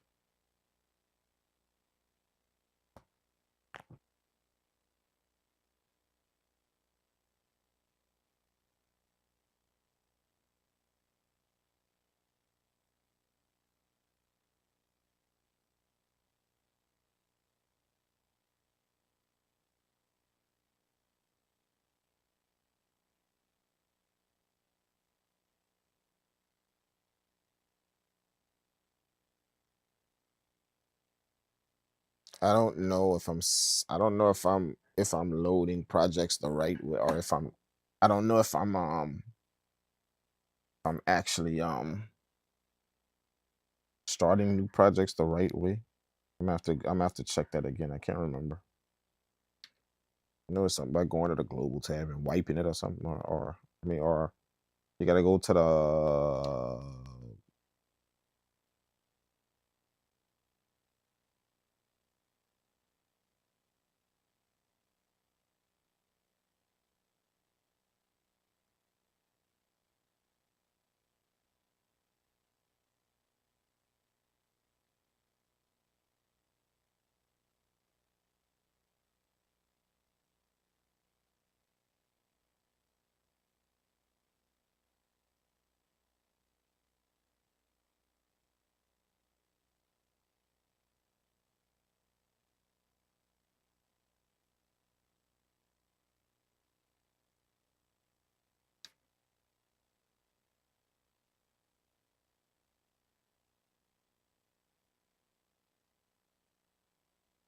Do you just have to delete all these samples in the memory? Is that how it works? You just gotta delete all the samples in the memory?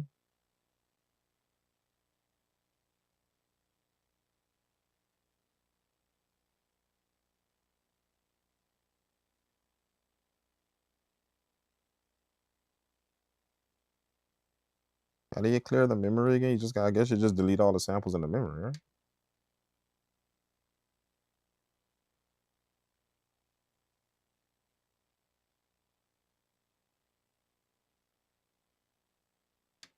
I already did the programs. I already did the programs. I'm good with programs. The samples, I guess you just delete all the samples in the memory. Yeah, you just gotta go delete them all. I guess so. So let's do that.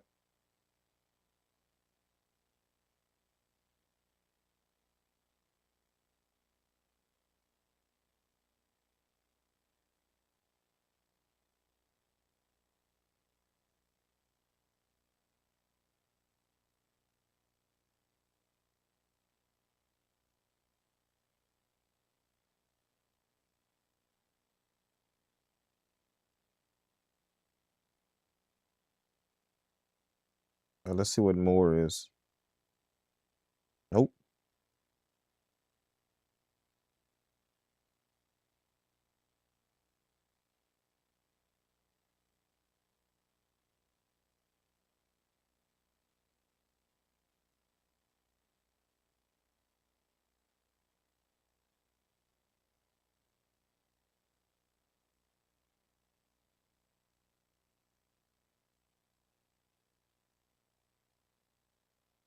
It says just delete one.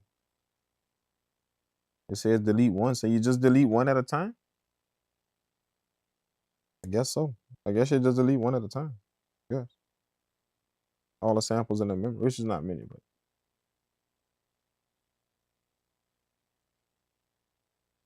go, delete, go, delete, go.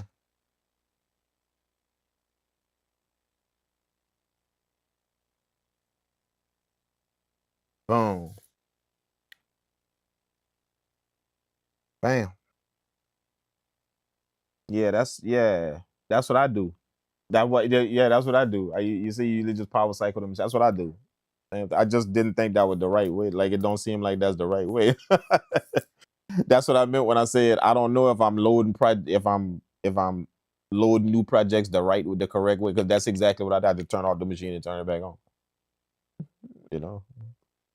So, but I guess that's the right way. Just turn it off and turn it. I guess that's the right way. But that's exactly what I meant. I don't know. I didn't know if I was doing it the right way, but if I was loading new projects the right way by just turning it off and turning. That's exactly what I meant. That's exactly what I do. I just turn after I save it, I turn it off and turn it back on. Is that the right way? Let me look that up, man. Let's look that up real quick and see. Is that the right way?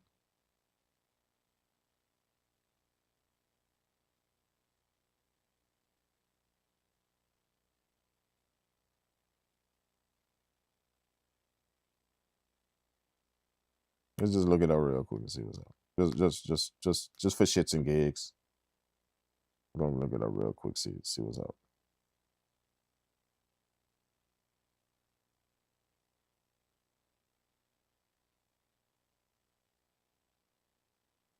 S3000xl.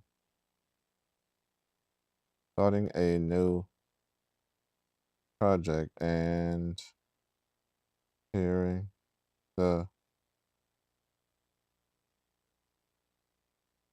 okay. How to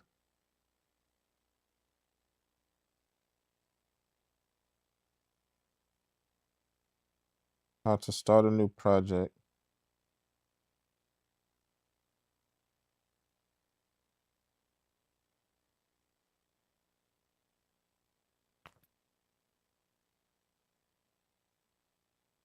To clear everything and start a pristine project session in Akai 3000, you must completely purge the temporary system RAM. Okay, I know that. It doesn't have a dedicated delete project button. You have to execute a total memory wipe through the global utilities. Follow these down. Press the physical global button. Global button. Global and utilities menu. Okay, nice. Press the F5 soft key, lower direction underneath the disk. F5. F5 says SMF.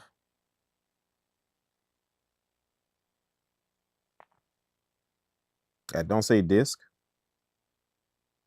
Is F5 don't say disk. F5 say SMF. What is that? MIDI song play. Oh, that's like song mode. If you want to lay everything out. Yeah, it's like song mode. Uh-uh.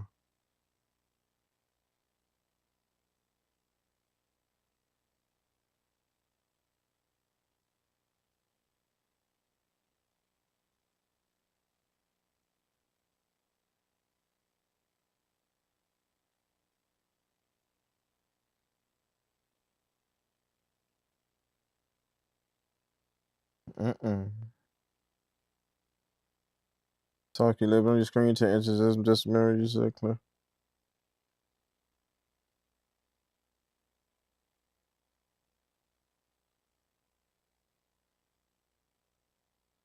That's not what I saw. I ain't see none of that, dude. Tune, MIDI, drum, interface, data backup and restore. I don't see none of that in the global utilities menu. All it has is tune, MIDI, drum, that, SMF, and DD. What's DD? What's that? DD takes. Shit, I don't know what the hell that is.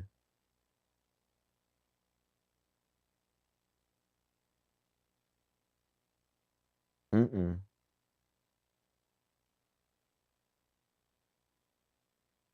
Mm-mm. Nope.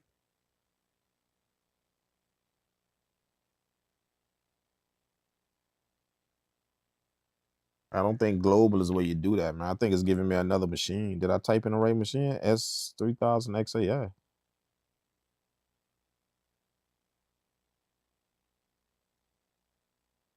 Press F5 so soft key to clear the samples and program. I saw the clear button. It's just not right here. It's where I was. That's the only clear button I know. When you go to samples, when you go to the multi function right here, not multi, single function right here. See, and then it got delete. Yeah, see, that's the only thing I know. You go to the single, press the single button, right? When you press the single button, then it got delete, and you can delete all the programs. Any program you created, it's gonna ask you if you want to delete, and then after that, after it asks you if you want to delete the programs, when you hit go or when you hit yes, it's gonna ask you, do you want to delete however many samples with it? So 40 something samples with it, however many samples you programmed with them programs. You know what I'm saying? You did with them programs. And you hit, yeah, and that's the only way I know how to wipe the machine. That's it. But it's still gonna have it what it did, it clears out the samples you created. It doesn't clear out the samples you recorded. That's still in the memory. Anything you recorded. See? So the only way I know how to do it is just clear the programs, clear all of them, plus all of the samples you made with the program, and then go back and clear all your recordings. Go back to the sample thing and clear all the recordings just one by one. So anything you recorded into it, which I recorded 4 different things into it. I just deleted all 4. Now it's fresh now. No more samples, no more programs. That's the only way I know how to clear it. I don't, like everything, you know. All it is just programs and samples. That's it. That's all you really clear. Programs, samples, and your recordings. The recordings of whatever you recorded into the machine. And then it should be back to normal. It should be, that's it. That's pretty much all you're doing to make a beat. It should be back to normal. You know? And then I just go load my template, load my template up again. That's it. That's all I do. That's it. I think I'm gonna get some sleep, man. For real, I'm kind of tired, man. I'm kind of tired, man. I had a workout day today, man. I was out of the studio early, probably about 2:00, 2:00 in the afternoon, and then I went work out after that. I went and do a little cardio after that, so that's why I'm kind of tired. Normally I don't be tired, man. Y'all know normally I could keep going. Normally I'll be on this thing, but yeah, that workout got some dog. Yeah, so I was gonna make something else, but I'm a jet out of here, man. For real. I hope y'all enjoyed it, man. Again, like I said, I'm gonna keep doing videos to where I work with it. I did the horizontal screen instead of the vertical screen. You know, hopefully that gave y'all more of a, more of a zoomed in view. You know, hopefully I could set up it'd be cool if I could set up something to where you guys can actually see the screen. You know, like get something to, I don't know how to do that though. But that'd be crazy if I can actually do that, to where you guys can see what's going on right here. Put like some type of dedicated camera or something, right here. Probably I would probably have to put it in front of my stand right here, like put it right here, facing this way, but close to the screen. That way y'all can see what's going on. But that'd be cool if y'all could actually see what I'm pressing, see what's actually on the screen. That'd be crazy. You know what I'm saying? Like this, love.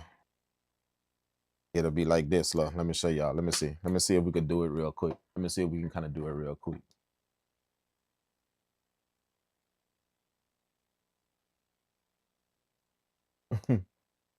Yeah. Something like that, I guess. See what I'm saying? But y'all, like, you can't see it because it's kind of, you see what I'm saying? But that'll be cool if we can kind of do something like that, If we can kind of do something like that to where y'all can see what's going on with it.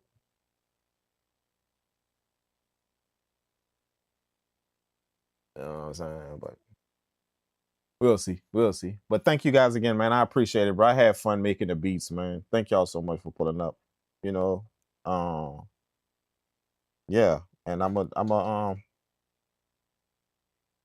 keep doing it, man. Keep, I'm gonna keep working with it, keep showing you guys the different things you can do with it. Again, when I do this this really isn't to make, like crazy beats, like that's what I got my other shit for. But this is just like to give you guys an idea of people that want to work with vintage machines, people that want to work with vintage samplers, what you go through. And it's also to give people an idea of that has never worked with these machines and has never even thought about doing what. Hopefully can give you an idea of what people went through before you. With the new person, pretty much all they used to is just digital stuff, just the way new stuff work and how easy it is to do it, drag and drop and touch the screen and slides to all that stuff, that's like new shit, So even like older people, they got into music production and they know that all they know is this new stuff because they wasn't making music back then. They just kind of started, so they just know this new stuff.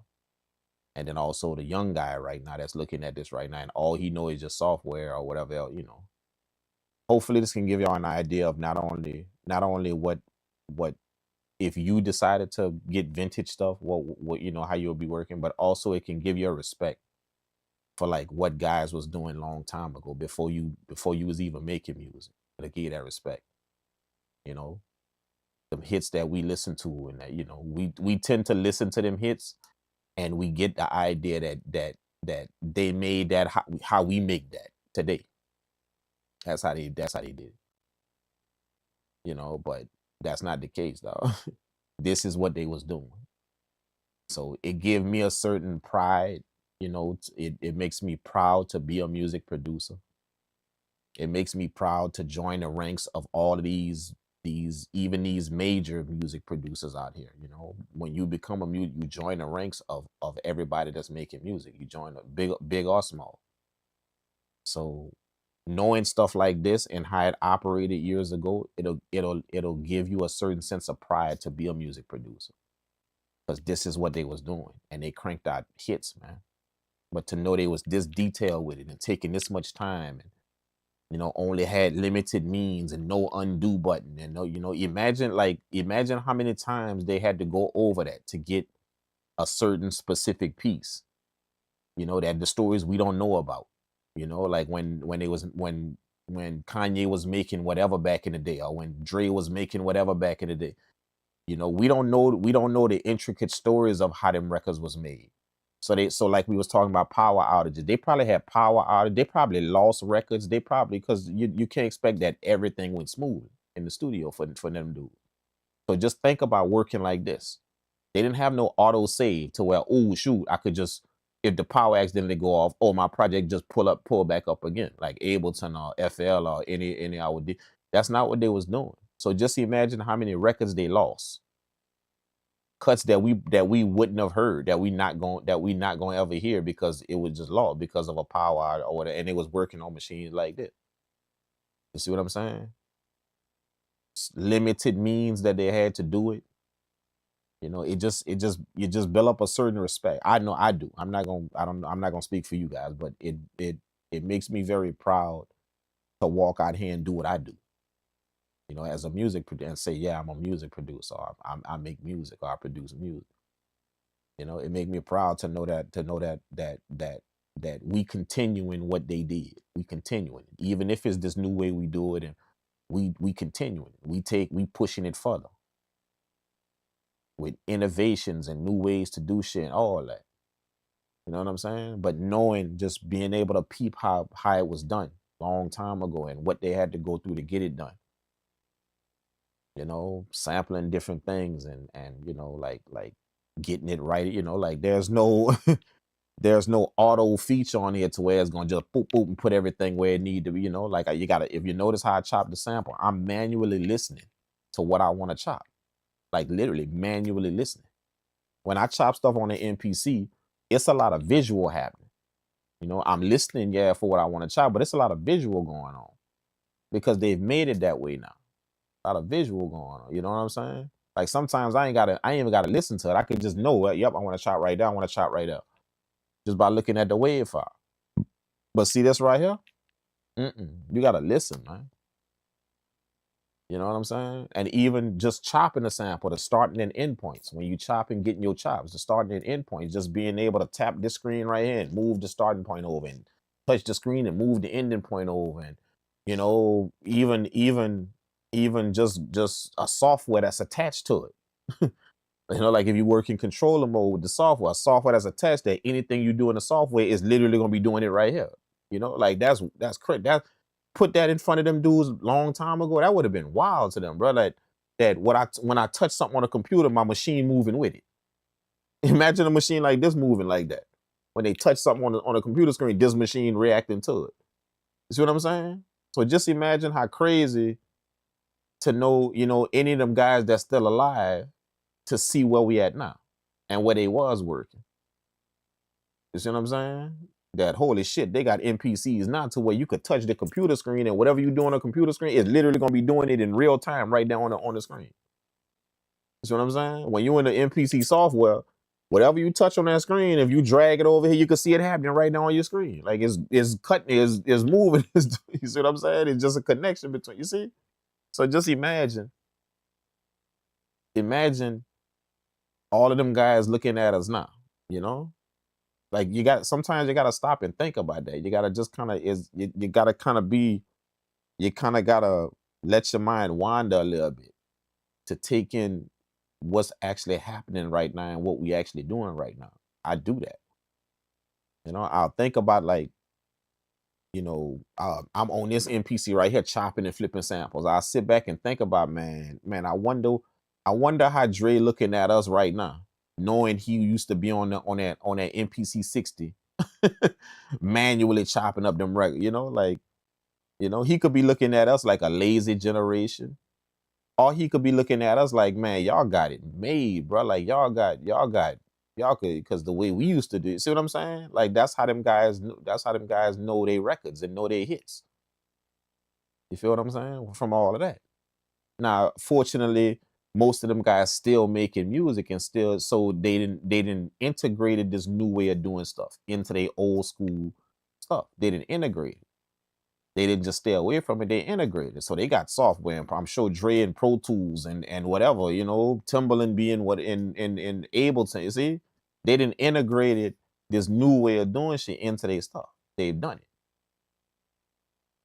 You know what I'm saying? But sometimes you gotta sit back and think about like what they came from, what they was doing, where they was.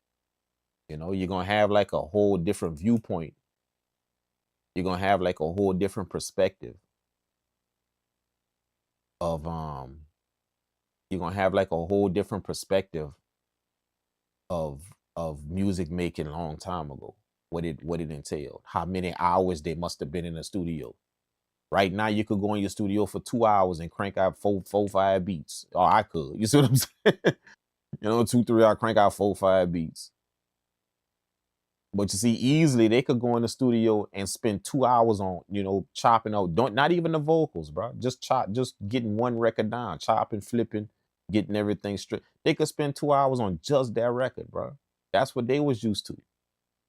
Not just making beat after beat after beat after beat after. You see what I'm saying? So at the end of the day, they had that beat made. That one beat at the end of the day. Think about that. They had that one beat good and ready to go. Maybe 2 good and ready to go. Chopped up on the machine, all good, ready to go. Recorded on a tape player, if they had a tape or whatever, if they was printing the tape or, like they had the music like that, ready to go. Nowadays we be having 10 beats at the end of the day. Like I try and make it a habit to make 15 beats a day. That's been my head. That's been my work. That's been how I work since shit long as I can remember. Probably like 8 years ago. I'll literally make 15 beats a day, like literally. And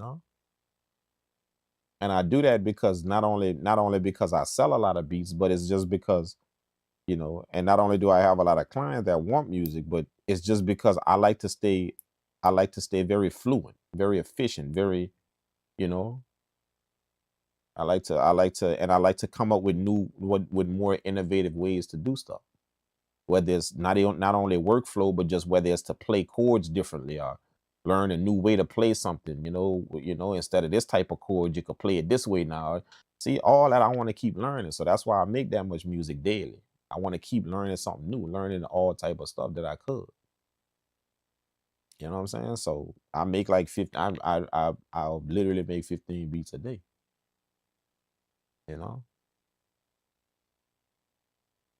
So when I think about me doing that in this day and age, and then I think about them ending a whole day and all they got is 2 beats they made because they was dealing with this.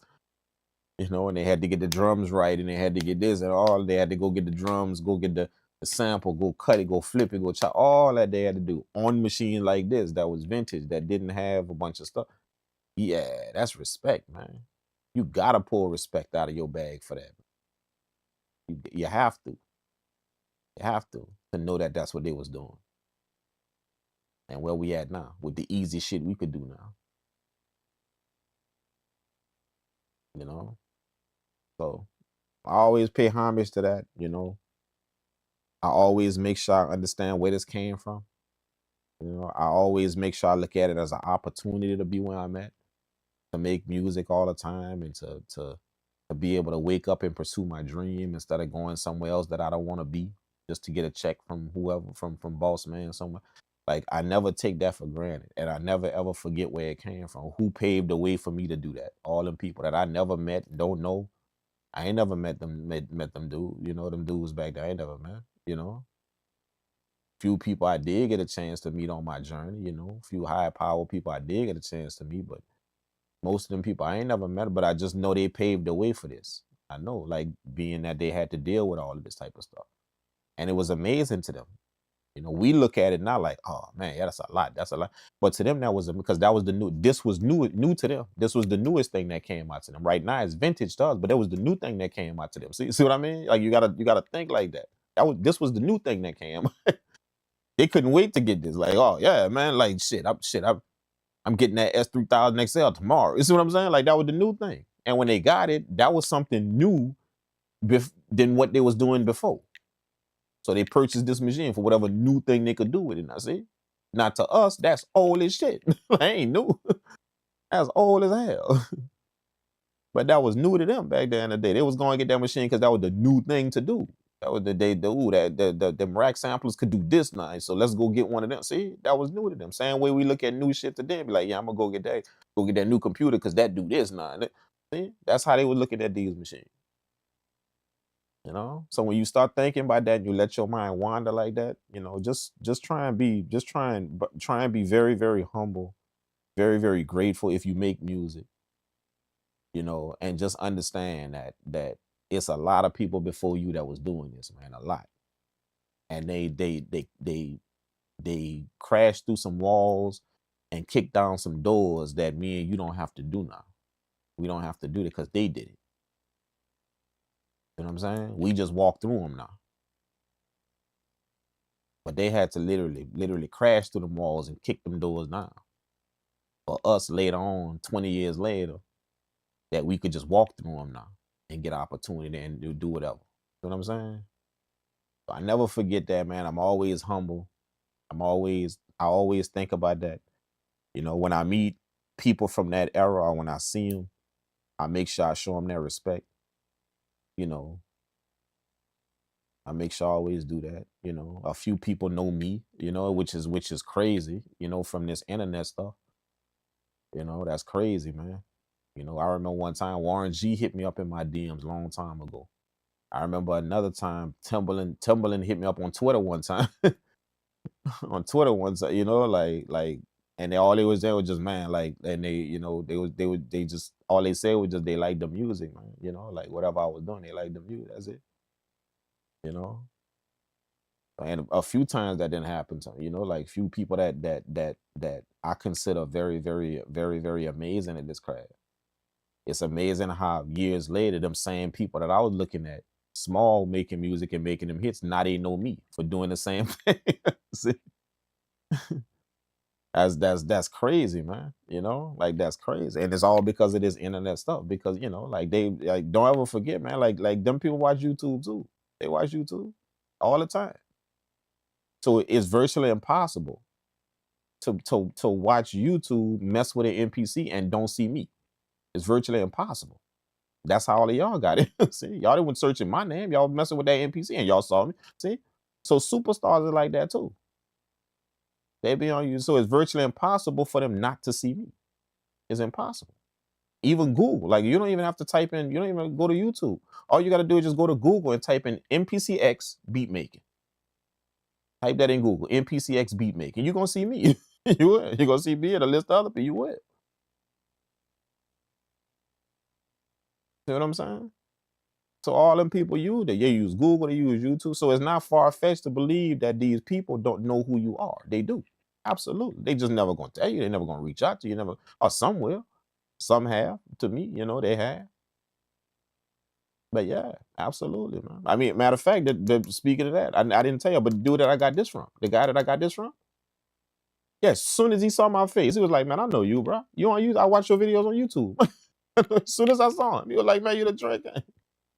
I watch your video on YouTube, man. I was saying, I don't know who that dude from. You see what I'm saying? It's virtually impossible for you to deal with these machines, deal with NPCs, be searching around or messing with that searching for information, searching around on YouTube for information, and you don't run across me. And it's just because of the information I put out. It's a lot of it, and it's very, very solid information that's going to keep helping people for years to come. It's going to keep helping people.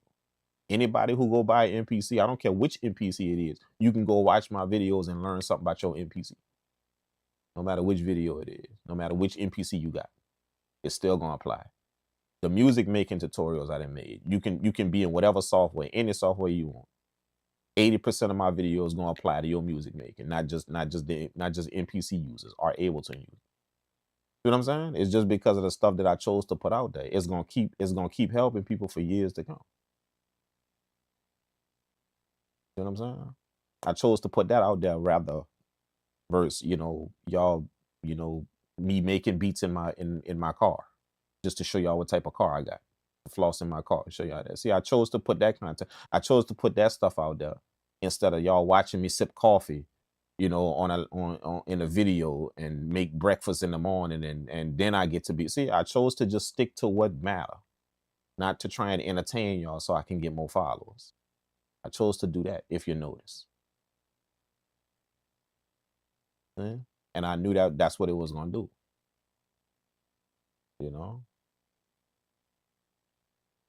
It's gonna help to make something, to create something and put something out that's solid, that's gonna help people for years and years to come.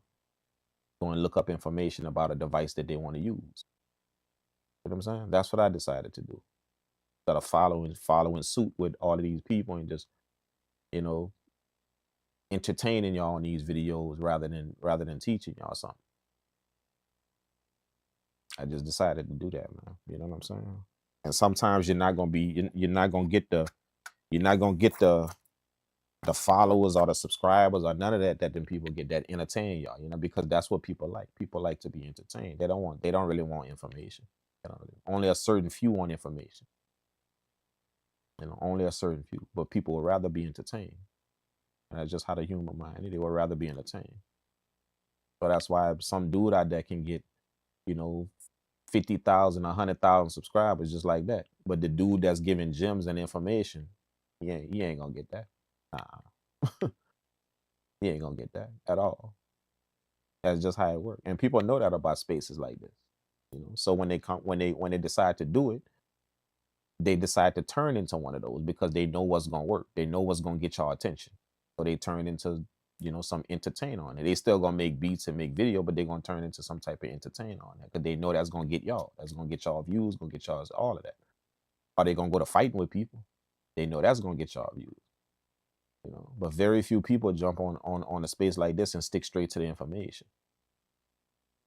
Very few, because they know that ain't gonna make them no big hit on YouTube on that. That's not gonna do it. But if you notice, that's exactly what I did. I wasn't really worried about getting subscribers or fan or anything like that. I just wanted to give some information because the same information helped me out. That's it. And whoever wanna follow that, whoever wanna rock with it, then getting cool, do that.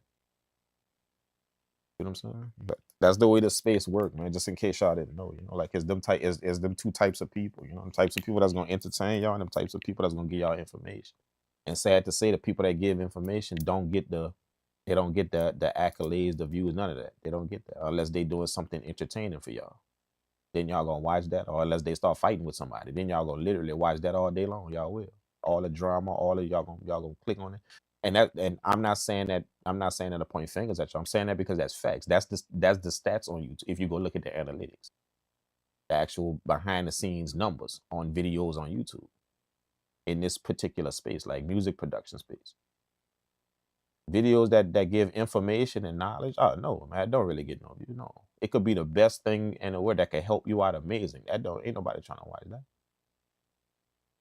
But let two people start beefing over some shit, some bullshit in the music production community. See, thousands and thousands and thousands of views. That's literally the analytics of YouTube. That's not just my opinion. That's literally analytics. So that's why people do it, because they know y'all gonna watch that. They know y'all will. Y'all gonna click on it, watch it, comment on it, all that, and it's gonna put money in their pocket. As soon as you do that, as soon as you click on the video, watch, they getting money. They getting paid. See, so they keep doing it. But the information don't get that, If y'all know the information don't get that. Ain't nobody want that nowadays, man. But You know, it's like I told y'all on the live stream before, y'all, you know, all of y'all gonna be faced with that when y'all start climbing y'all way up the ladder and doing something in this game. You know, right now, it's a lot of people that don't have to make that choice. But if you start climbing and doing something in this game, eventually you will have to make that choice. If you want to play ball with everybody, or if you want to do what you do, how you get it done. You know, if you want to put on a dress like Hollywood, how they say put on a dress and sing and dance, or if you want to stand on bed and do what you do. If you wanna sell your soul to the industry, see, all that type of shit. People just call it different things. We just label it different ways, but it all got the same premise. You're gonna have to decide when you work your way up in this industry, in this entertainment industry. You're gonna have to decide. Everybody will be faced with that. You can't avoid it. You will be faced with that. If you're gonna sing and dance with everybody else, or if you're gonna do things your way, how you get on. You know, and sad to say, the singing and dancing is what bring the fame and the money. Doing shit your way, you're just gonna have a certain type of peace, and you're just gonna take whatever money and whatever else you get with that. But you're just gonna have a certain type of peace with that when you do shit your way and how you get on. You can stand on business about some stuff.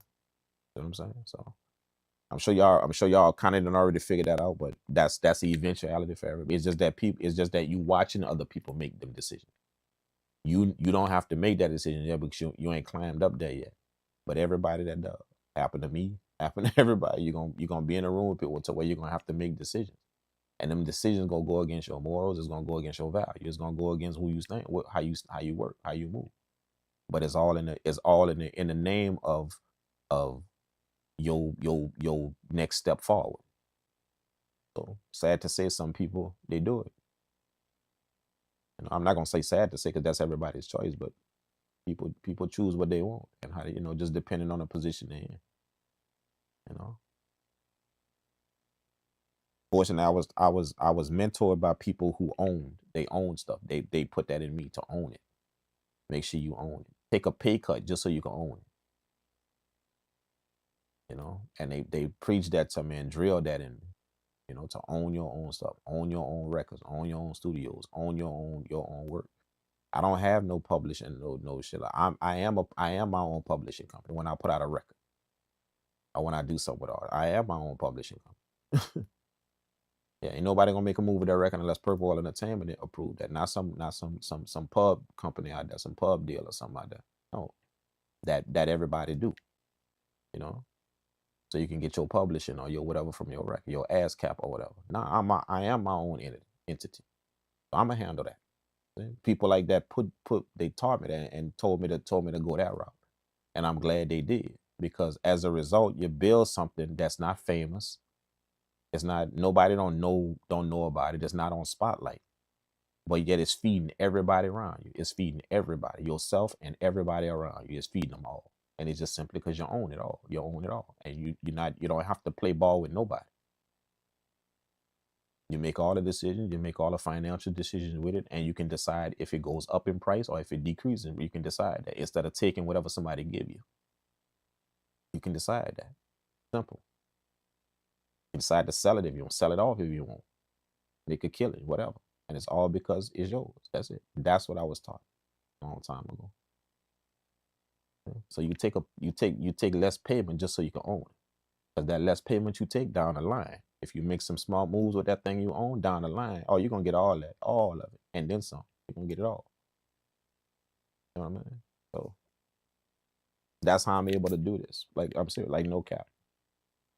Not be no superstar, no nothing, but I'm able to make music for a living. I don't have to go nowhere else to make my money on it. It's just simply because I own shit. I'm serious, like, no cap. That's all.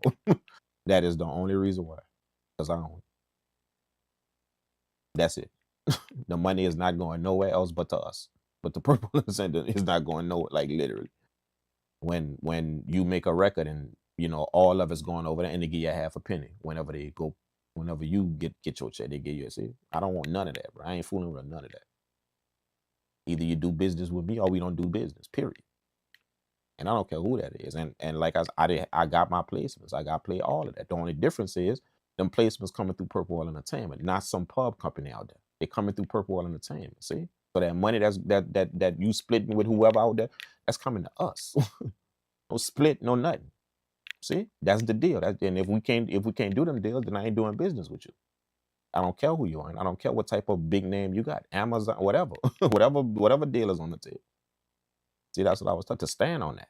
I'm gonna own it. And if that ain't how you moving, then we ain't doing business. That's it. Period. Simple. You know. So that's the key to it, man. So whenever I tell y'all that, or whenever y'all see me able to do that, you know, like what else y'all didn't see me do in life? What else? What else? Besides make music, or besides be, you know, what? See? What else? My studio, that's all. That's it. That's it. No other place I go to get paid, to get some type of check, you know, no other job I got somewhere out. And it's not because I'm popular that I can do that.